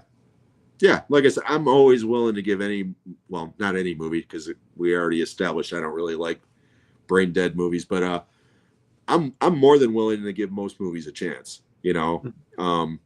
But like I said, there's 50 other movies that I still need to see that I would put ahead of that one at this point. Let's put it that way. Let's see here. Carlos, getting back to what we were saying about the Amazon thing, Miss Moneypenny series, they're going to drain out the Bond franchise like the superhero movies. It annoys me that every successful movie and series has to be a universe. Yeah, it's in a way, I absolutely agree with you, because they're even doing that with the John Wick movies now, where they've got like the spinoff coming in this summer with Ana de Armas or whatever, Ballerina. They just announced that they're doing a John Wick 5, even though it looked like he died at the end of the last one. And now they're saying that they are doing a spinoff series with the Donnie Yen character, Kane, which I'm all for that one. Of the 3 projects, that's the one that I would want to watch the most, because I love that character in that movie. He was great. But again, the John Wick universe to me was established in the first movie just by the Continental Hotel. They didn't need to branch out into 20 different projects, in my opinion, you know. But I mean, I like the look of Ballerina. I do like Ana de Armas anyway. Yeah, I'll watch it. I saw all 4 of those movies, so of course I'll check it out. You know, and as long as it's, and I get the feeling that it won't be done in that sort of woke way, shall we say. It'll be done like she's a strong female lead, which we've had for decades anyway in the films, and you know, as long as it's not overdone and like sort of, you know, there's never been a sort of a female action star before and this is all new, blah blah blah. I think it will be good. I think the producers of the films will do it justice. From the trailers, I'm impressed. I'm looking forward to it. I think she'll be good in the role, and I'm sure there'll probably be, if it's successful, there'll be some more spin-offs. But yeah, I do agree. Sometimes, I think I watched the first episode of the Continental TV series that was on Amazon, but I didn't really continue with it. Maybe because I felt like I didn't want to sort of taint the film, because I do love the films. But yeah, it's almost like, I mean, I like the Star Trek franchise. Well, I say that. I like the original series. I like the Next Generation. I wasn't the biggest fan of Deep Space Nine, if I'm honest, or Voyager. And I love the films. But then the more recent stuff that we've got, I'm just not interested in it. It just doesn't do anything. I think the people in charge of it now don't know what. It's not Star Trek that we're seeing now, right? In my opinion, and that to me is like over dilution, saturation of a franchise, just doing too many spin-offs. You know, and Star Trek was always a sort of an individual episode with maybe a little bit of a sort of story arc over, you know, seasons, and you know, you got to know the characters, whereas the stuff we've been getting of late is just not for me. But yeah, I'm more or less right there with you. And like I said, I've gone on record many times. I'm not a fan of reboots in general, or remakes especially. And speaking of, Yam's got a question for us. What's the first film to come to mind of which you would not want to be remade? Ooh. So, what's that holy grail movie that you're like, they better never remake this? Well, Enter the Dragon. Can't remake that. No. That's a good answer. I'll go with The Or, Good, the Bad, and the Ugly. yeah, we're going to say the Dollars trilogy. Yeah, do not remake those because, yeah. And again, I'm not a huge Western fan, but those three films are fantastic. Yeah. I've The Good, the got, Bad, and the Ugly is a masterpiece to me. There is not a, I can't think of a single thing in that movie. I mean, even the length, people bitch that it's too long, and it's like, I'm never bored watching that movie. Never. no, It's just, brilliant. it's so good. Yeah, I've got the Arrow editions on pre-order for those, all three in 4K. They look great, those editions. Yeah, really looking. That's probably those three releases are probably my most anticipated release of this year. Let's see here. Okay, Kenny says, question: if we get a new Bond, who's your first choice for the new Bond girl? God. That's a good question. That's a good question. Damn. Just trying to think of young actresses now. I mean, I'm not a huge fan of her, but Anna Taylor-Joy. I watched her in that The Gorge with Miles Teller, and I actually thought she was really good in that. And she was very good in Furiosa as well. Yeah, she's good in Furiosa. And have you ever seen the Menu? Yes. Yeah, that's quite. She's really good in that too. Yeah. I mean, I'm not the biggest fan of her, but I did think, what I saw in The Gorge, I thought, yeah, she's quite good at action. So I think maybe they want to sort of have Bond girls that are not just sort of, just sort of lying there looking pretty sort of thing. They need to do something. So I mean, she could do. Yeah. I mean, obviously we had Anna de Armas. Her role within No Time to Die was a bit small, I think. Yeah. It would have been nice to have seen her a bit more, but I don't suppose they'll bring her back because it'll be a completely new. About Emilia Clarke. That's who I was thinking Emilia of. Clarke, yeah. Khaleesi. I'm sorry. I fell in love with her on Game of Thrones. She's a beautiful woman. She really is. Let's see here. Sean says, actually, I haven't seen a Bond movie since GoldenEye was released. Eventually, I'm going to go back and watch them all until my brain is baked. Yeah. GoldenEye, like I said, that's definitely my favorite Brosnan movie. But Casino Royale, without a doubt, Sean. If nothing else, watch that one. That movie's fantastic. It is just so good. Goldfinger as well. I think Goldfinger's great. Yeah. If you want classic Bond, Sean Connery film, watch Goldfinger. I would say that's his best film. Yeah, Goldfinger and From Russia with Love are my two favorite Connery films.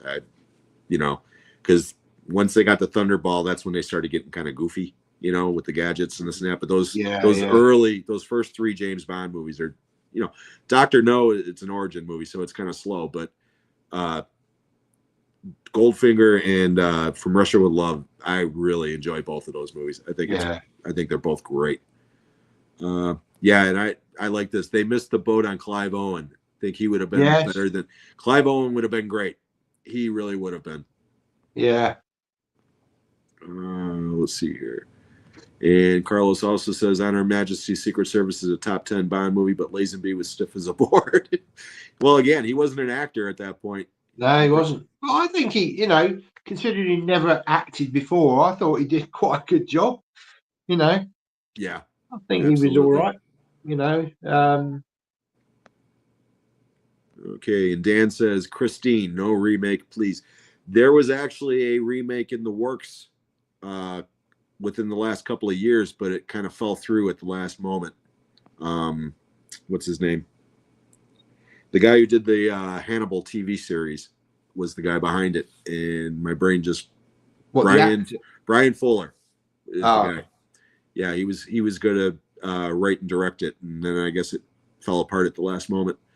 Okay, and then real quickly before I go back to my questions here, Kubrick Lover says, thought Thunderball was the worst Connery one, and the same would Never Say Never Again. I thought it was as bad, and it's a remake of Thunderball. Yeah, it is a remake, and I would rather watch the original Thunderball than Never Say Never Again. Although Barbara Carrera is awesome in that movie. She's the best thing about that movie as far as I'm concerned. It's a very 80s film, and it came out the same year as Octopussy. Yes. And the thing I love about that film is there's the reference when they're playing that game, Domination of the World, and the voice that they use is a Cylon voice from Battlestar Galactica. Yeah, James Bond playing Atari. yeah, it was very, very 80s. I mean, it had a very different feel about it. Obviously, it wasn't Eon Pictures, but I don't mind. I mean, I don't mind it. Yeah, it's just goofy. I mean, it's harmless. Yeah. And again, I would rather watch that than a couple of the other Bond films. I mean, okay, we're gonna play another game here. Overrated, underrated. Okay. Right. I want you to come up with a movie that, by and large, everybody loves that you just don't connect with, that you think is overrated. Ooh, and it could be anything. Overrated.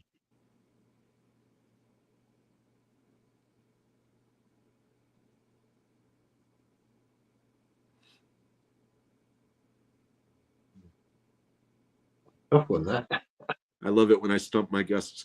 Yeah. Overrated.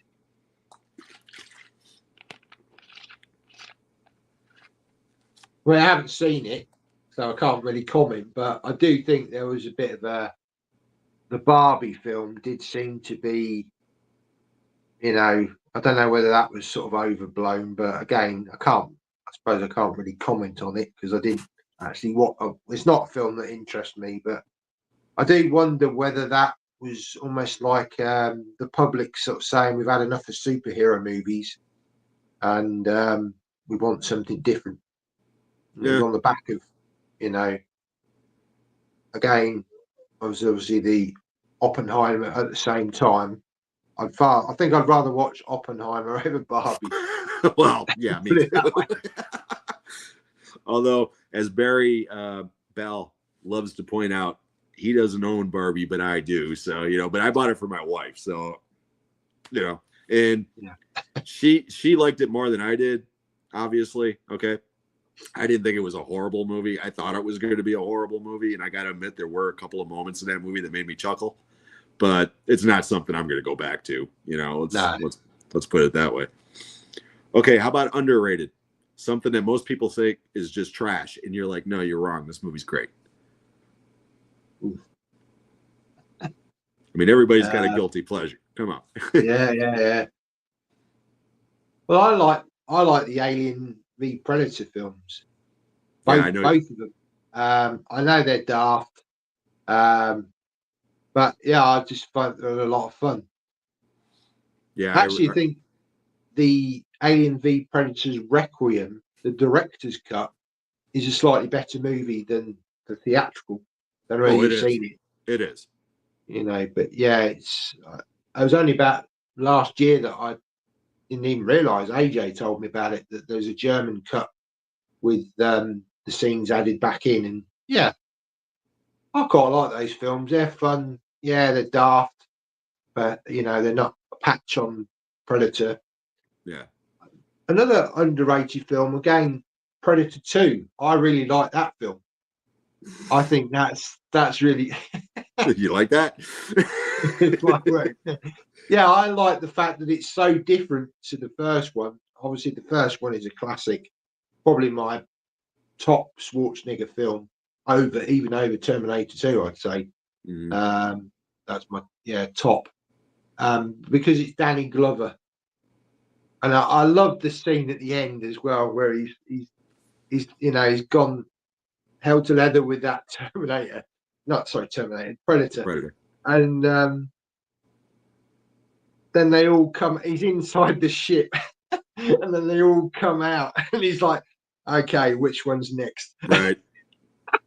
Yeah. That just cracks me up. That's brilliant. Yeah, I love that movie too. I mean, it's got crazy Gary Busey in it. Of course, I love that movie. Yeah, you know? yeah.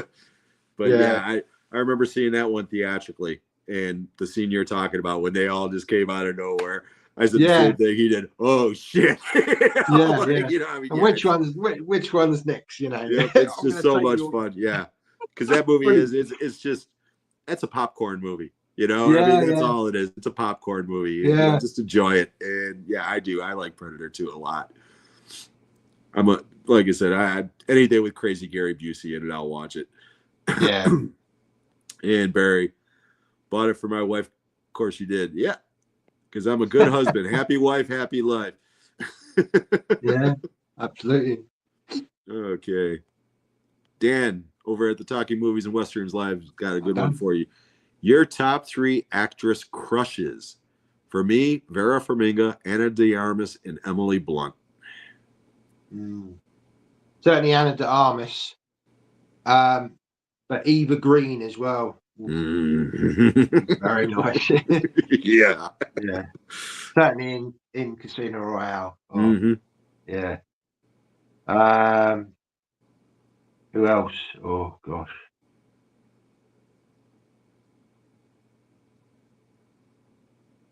I do like Margot Robbie. I think she's very nice. She's a beautiful woman. Yeah. Good answers.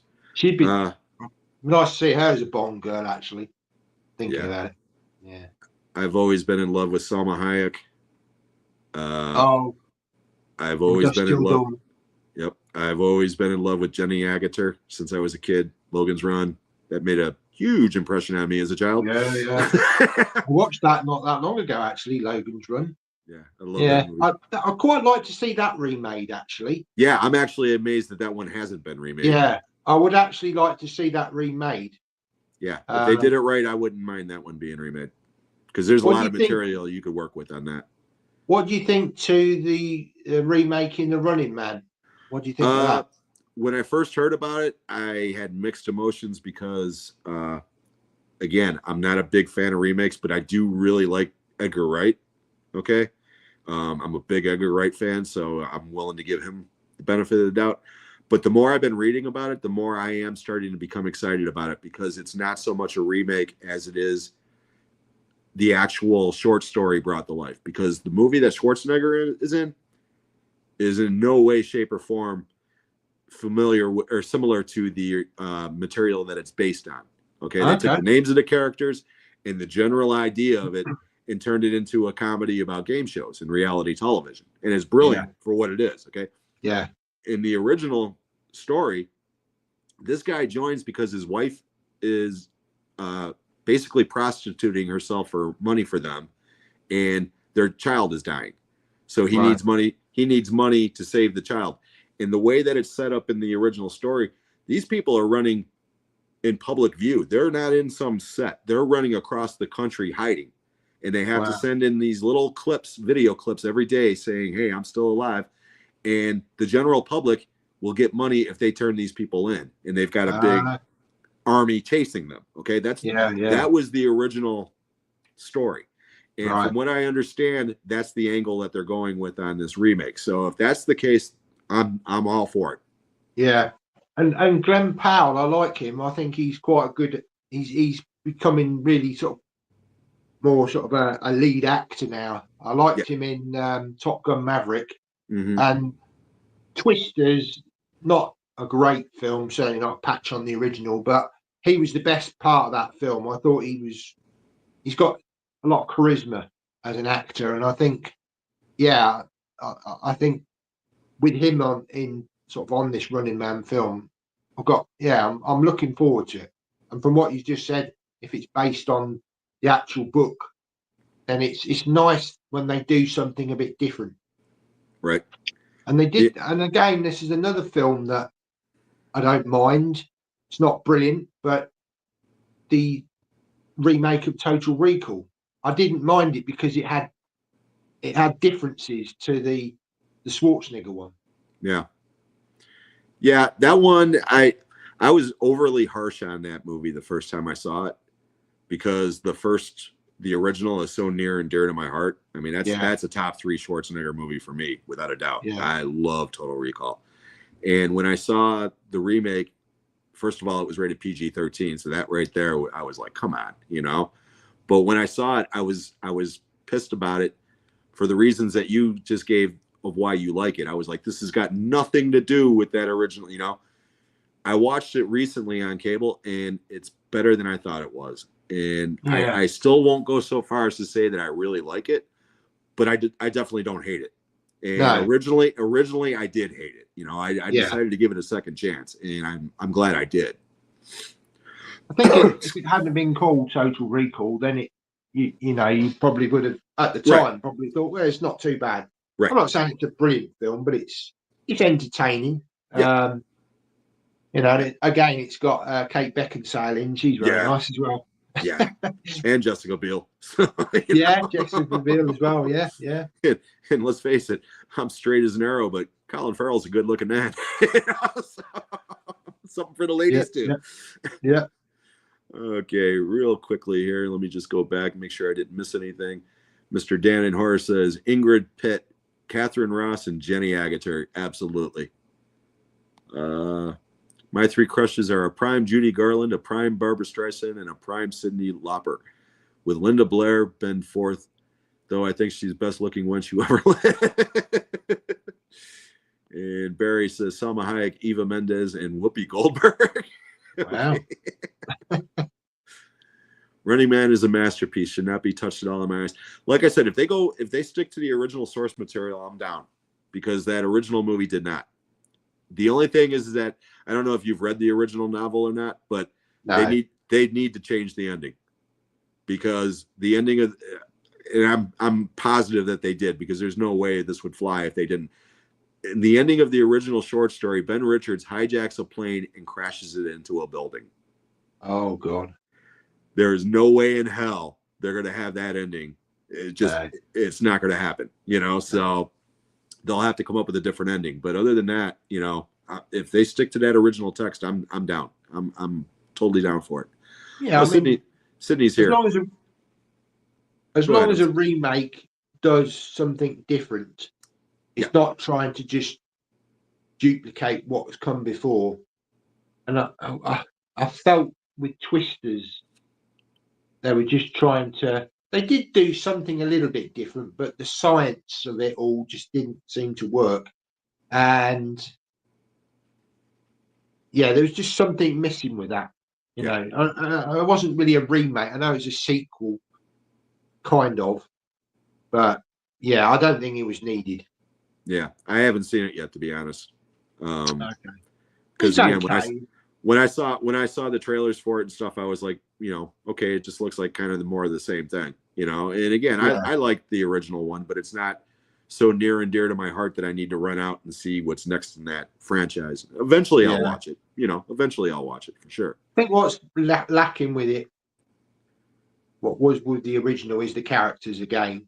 Yeah. You know, you had a great bunch of characters in there in the first film, and you know, they all very much established themselves as, you know, different personalities, you know, in this conquest to sort of chase tornadoes and things. And it didn't really feel, the only guy that really came across as with any charisma, any personality, was Glenn Powell. Right. Even the girl in it, she was all right, but yeah, I just felt the others were just sort of there just to sort of fill in the background, but didn't really have a lot to do.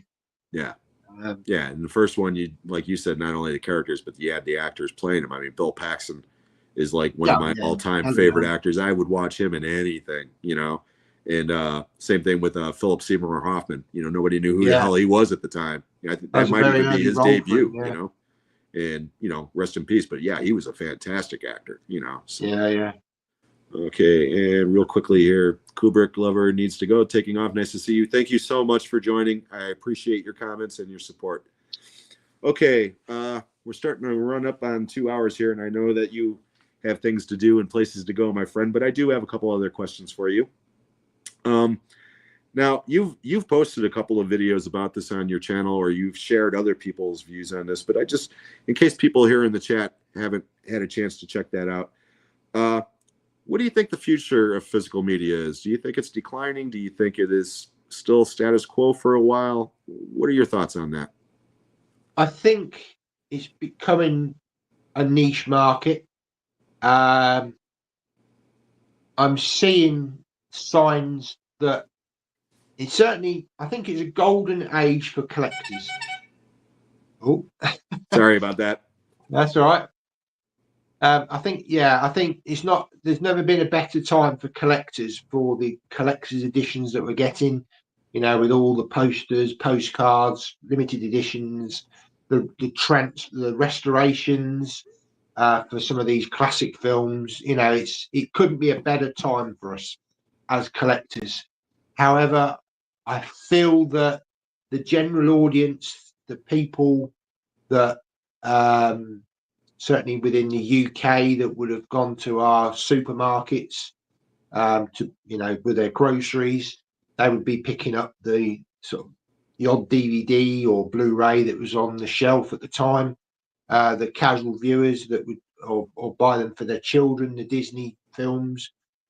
Those people now are the people that are streaming. You know, certainly for, you know, parents that've got young children, Disney is kind of probably, you know, one of the top streaming services for children. There's so much content on there. I'm seeing certainly well, I've actually been out to a few sort of local charity shops in the UK today. Obviously, your thrift stores. Do you call them thrift stores in Yes. your Yes. part of the? Yeah, I know Yes. some places are different, aren't they, in America? They don't always call them thrift stores. Well, we have regular like mom and pop thrift stores, and then we also have the Goodwill, which is Goodwill is basically like a chain thrift store, but it's basically they hire people in the community to work there with the money that is donated with the products that sell. So that's why they call it Goodwill. But the umbrella would definitely be thrift store. Yeah. I mean, I just went and one particular store that I haven't been there for a little while, but I picked up a load of sort of cheap films from there, really good little editions, and I went back to it today, and they've got hardly anything, literally, I think one shelf of DVDs, and I thought, wow, this is really different to the last time I came in, probably last year, probably October time last year that I've gone, and gone into another couple of the local charity shops, and they didn't have anything. No DVDs or Blu-rays on the shelf. Nothing. Gone. And obviously CEX, which is a second-hand store in the UK, trading values now for media is next to nothing. I think certain films command, you know, decent prices, certainly if they're out of print. But a lot of the generic sort of vanilla releases, you don't get hardly anything for them now. Right. And I mean, we went into a store, and again, I think it depends on the region, what part of the UK you're in. I'm sure there are some stores that are booming. You know, they've got plenty of stock in them, but the ones that I've been in of late don't seem to have that much. They have a lot of DVDs, stacks and stacks of DVDs, right, but hardly any 4Ks, and not that many Blu-rays. But like I say, it could just be my perception of it. And I think I did do a video sort of asking, you know, people what their experience is. And a lot of the comments were coming back with very similar answers saying, yeah, I've noticed not as much 4K or Blu-ray in the stores, which is interesting. So it makes you think, are people that are buying from brand new, from websites generally, or the HMV stores, which have sort of made a bit of a comeback in the UK, in the last few years. They were taken over by Sunrise Records, which I think is in the US. Is that correct? Yes. Yes. Obviously, they went into administration twice, sort of in the last decade, sort of 2017, 16, something like that. And then they went again. And then obviously Sunshine Records brought them out and brought a lot more merch into the stores. And because of the record side of things, they brought a lot more vinyl back in, which again has become very popular. Yeah. Here as well. Believe that's even outselling CDs now, vinyl. Yeah. They're pressing albums left and right, and they're not pressing CDs at all unless it's like a per demand type thing at this point. And really upsets me because, again, I love physical media in all shapes and forms, but I don't own a record player. I own quite a few devices that will play CDs. So, okay. We're coming up to the 2 hours. I definitely think it's a changing market, but how long this golden age will continue, certainly for collectors, I'm not sure. Yeah. I don't know. I mean, we are getting a lot of releases coming out, but again, with the price increases that are coming, and obviously with the tariffs that are being hit, certainly, you're going to, unfortunately, in the US, you're going to see a lot of price increases across the board, aren't you? Yeah, because almost all physical media is manufactured in Mexico, and that right there, he's automatically. Yeah, I don't want to go into it, but yeah, that's a totally different conversation. But the players are going to go up in price as well, aren't they?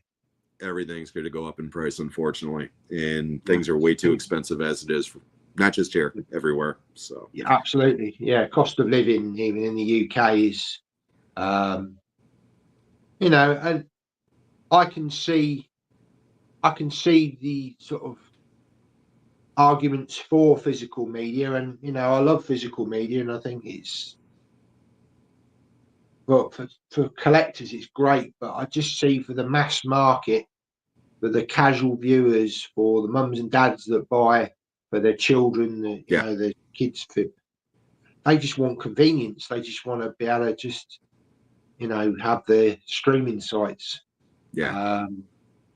So I think those days of the general releases is coming to an end. I think it's more about the collectors now. Yeah. And it's becoming a niche market. But unfortunately, with that, you're going to get price increases. Yeah, I agree. Real quickly here, because I do have one more, but Sydney says that he just subscribed to your channel. And yeah, I want to stress to everyone, if they have not done so, please, by all means, subscribe to Matt's channel. He's got a great channel, and we're going to get into that right at the end here. But I know that time is of the essence, so I do got one more question for you. I always end my show with a goofy one, okay?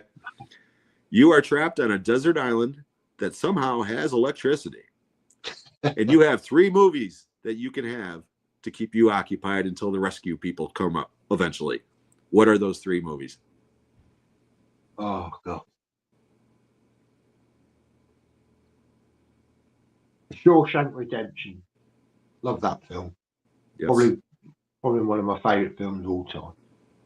I have to say Predator, I think. I don't know if you want to be on the island watching Predator, Matt. That's kind of creepy. Keep me entertained.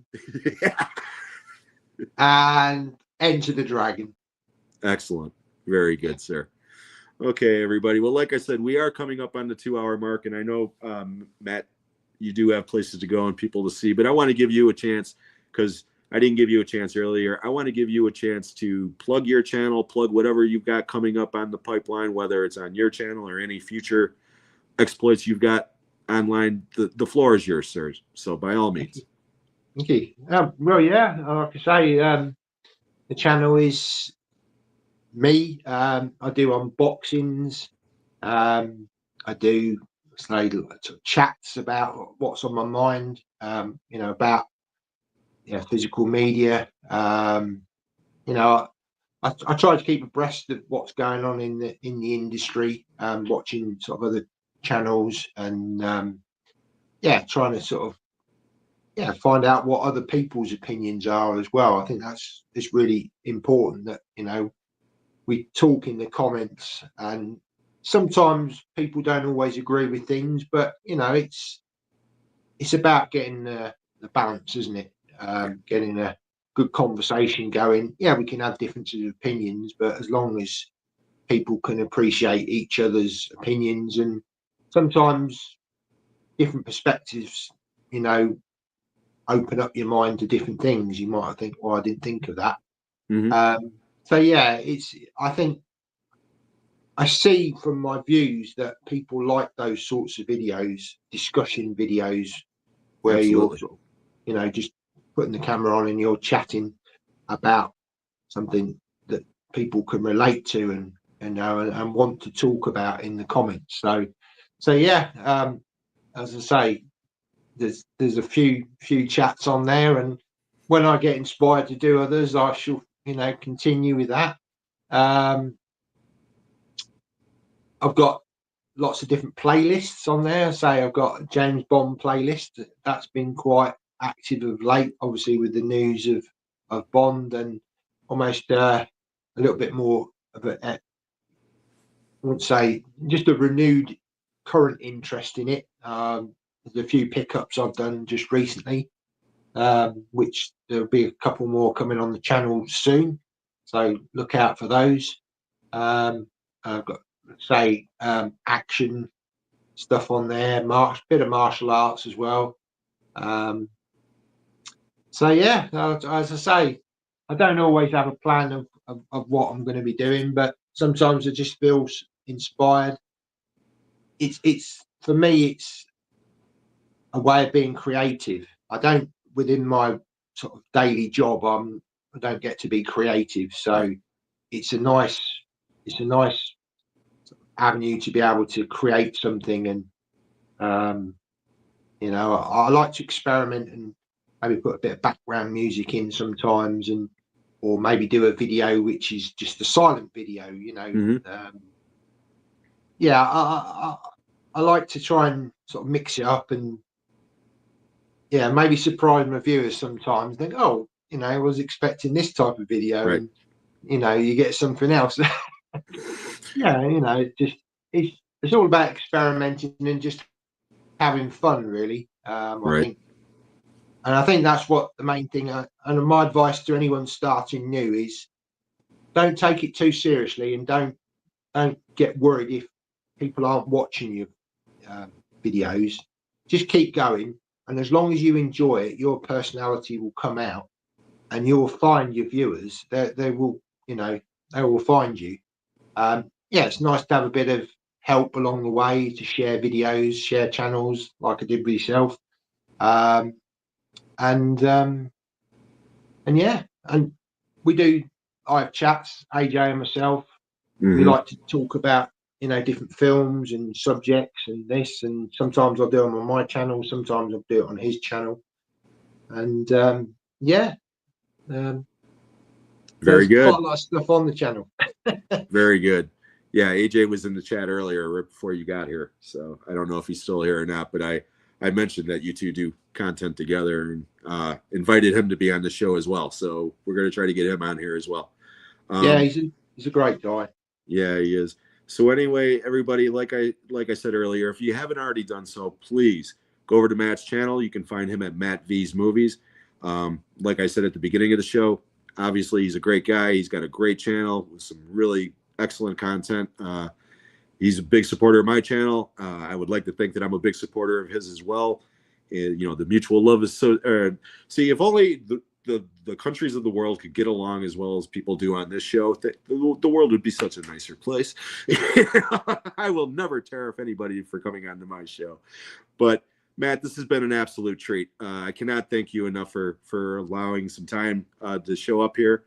Again, everybody go over there and subscribe to Matt. And before I sign off, I do just want to remind everybody that this coming Tuesday night on the 8th, on the Talking Movies with Sean, Kenny, and Jim. We will be on Sean's channel at Movie Assault or on the Talking Movies 2024 channel live. That will be at 7 p.m. Eastern time on Tuesday. We are going to be doing a special show as a tribute to Val Kilmer, who passed away earlier this week. So that will be the topic of that show. And 2 weeks from today, which will be the 19th of April, same bat time, same bat channel right here on Jim's Movie Channel. My special guest will be Mike from Mike's DVD and Blu-ray collection. We're going to be talking Westerns. We're going to be talking all kinds of topics. Mike's a great guy. Same thing. I'm going to be leaving links to all of these channels in the little thank you note that I always post after these shows. But once again, Matt, I just want to thank you so much for being here, and I hope that you will accept the invitation and come back at a later date. I'd love to. Yeah. No, thank you for inviting me on. It's great to finally meet you, and yeah, it's been really good. A great conversation, and a few little questions that I've had to get the old brain going. But no, I've really enjoyed it. Yeah, no, thank you for inviting me on, and yeah, it's been a pleasure. No, and the yeah, I'd love pleasure's to come back on at some point. Absolutely. Pleasure is all mine, sir. And like I said, I would really enjoy that. So my little mad idea that I'm going to hatch at some point is somewhere down the road, I want to get like 2 or 3 European guests and 2 or 3 American guests on at the same time and get like different opinions on the same topic, just to see if there's any kind of, like for instance, Carlos and Dan on one of their recent Westerns for Life podcasts, they did Blazing Saddles, and all 3 of them, none of them liked it. Okay. Carlos liked it a little bit, but the other 2 did not like it. And the reasons that they were given, I was thinking, okay, a lot of these might be cultural issues and a lot of these might be age issues, because Carlos is about my age, but the other 2 are younger, and I grew up with that movie, so I adore it. And it's weaved into the fabric of America at this point. I mean, it's just one of those movies, but in Europe, that's not necessarily the case. So I understood why they felt the way that they did. And I would love to have something along that angle somewhere down the road. So again, if that sounds interesting to you, maybe we can get you and AJ or, somebody else and have a good old time. Yeah.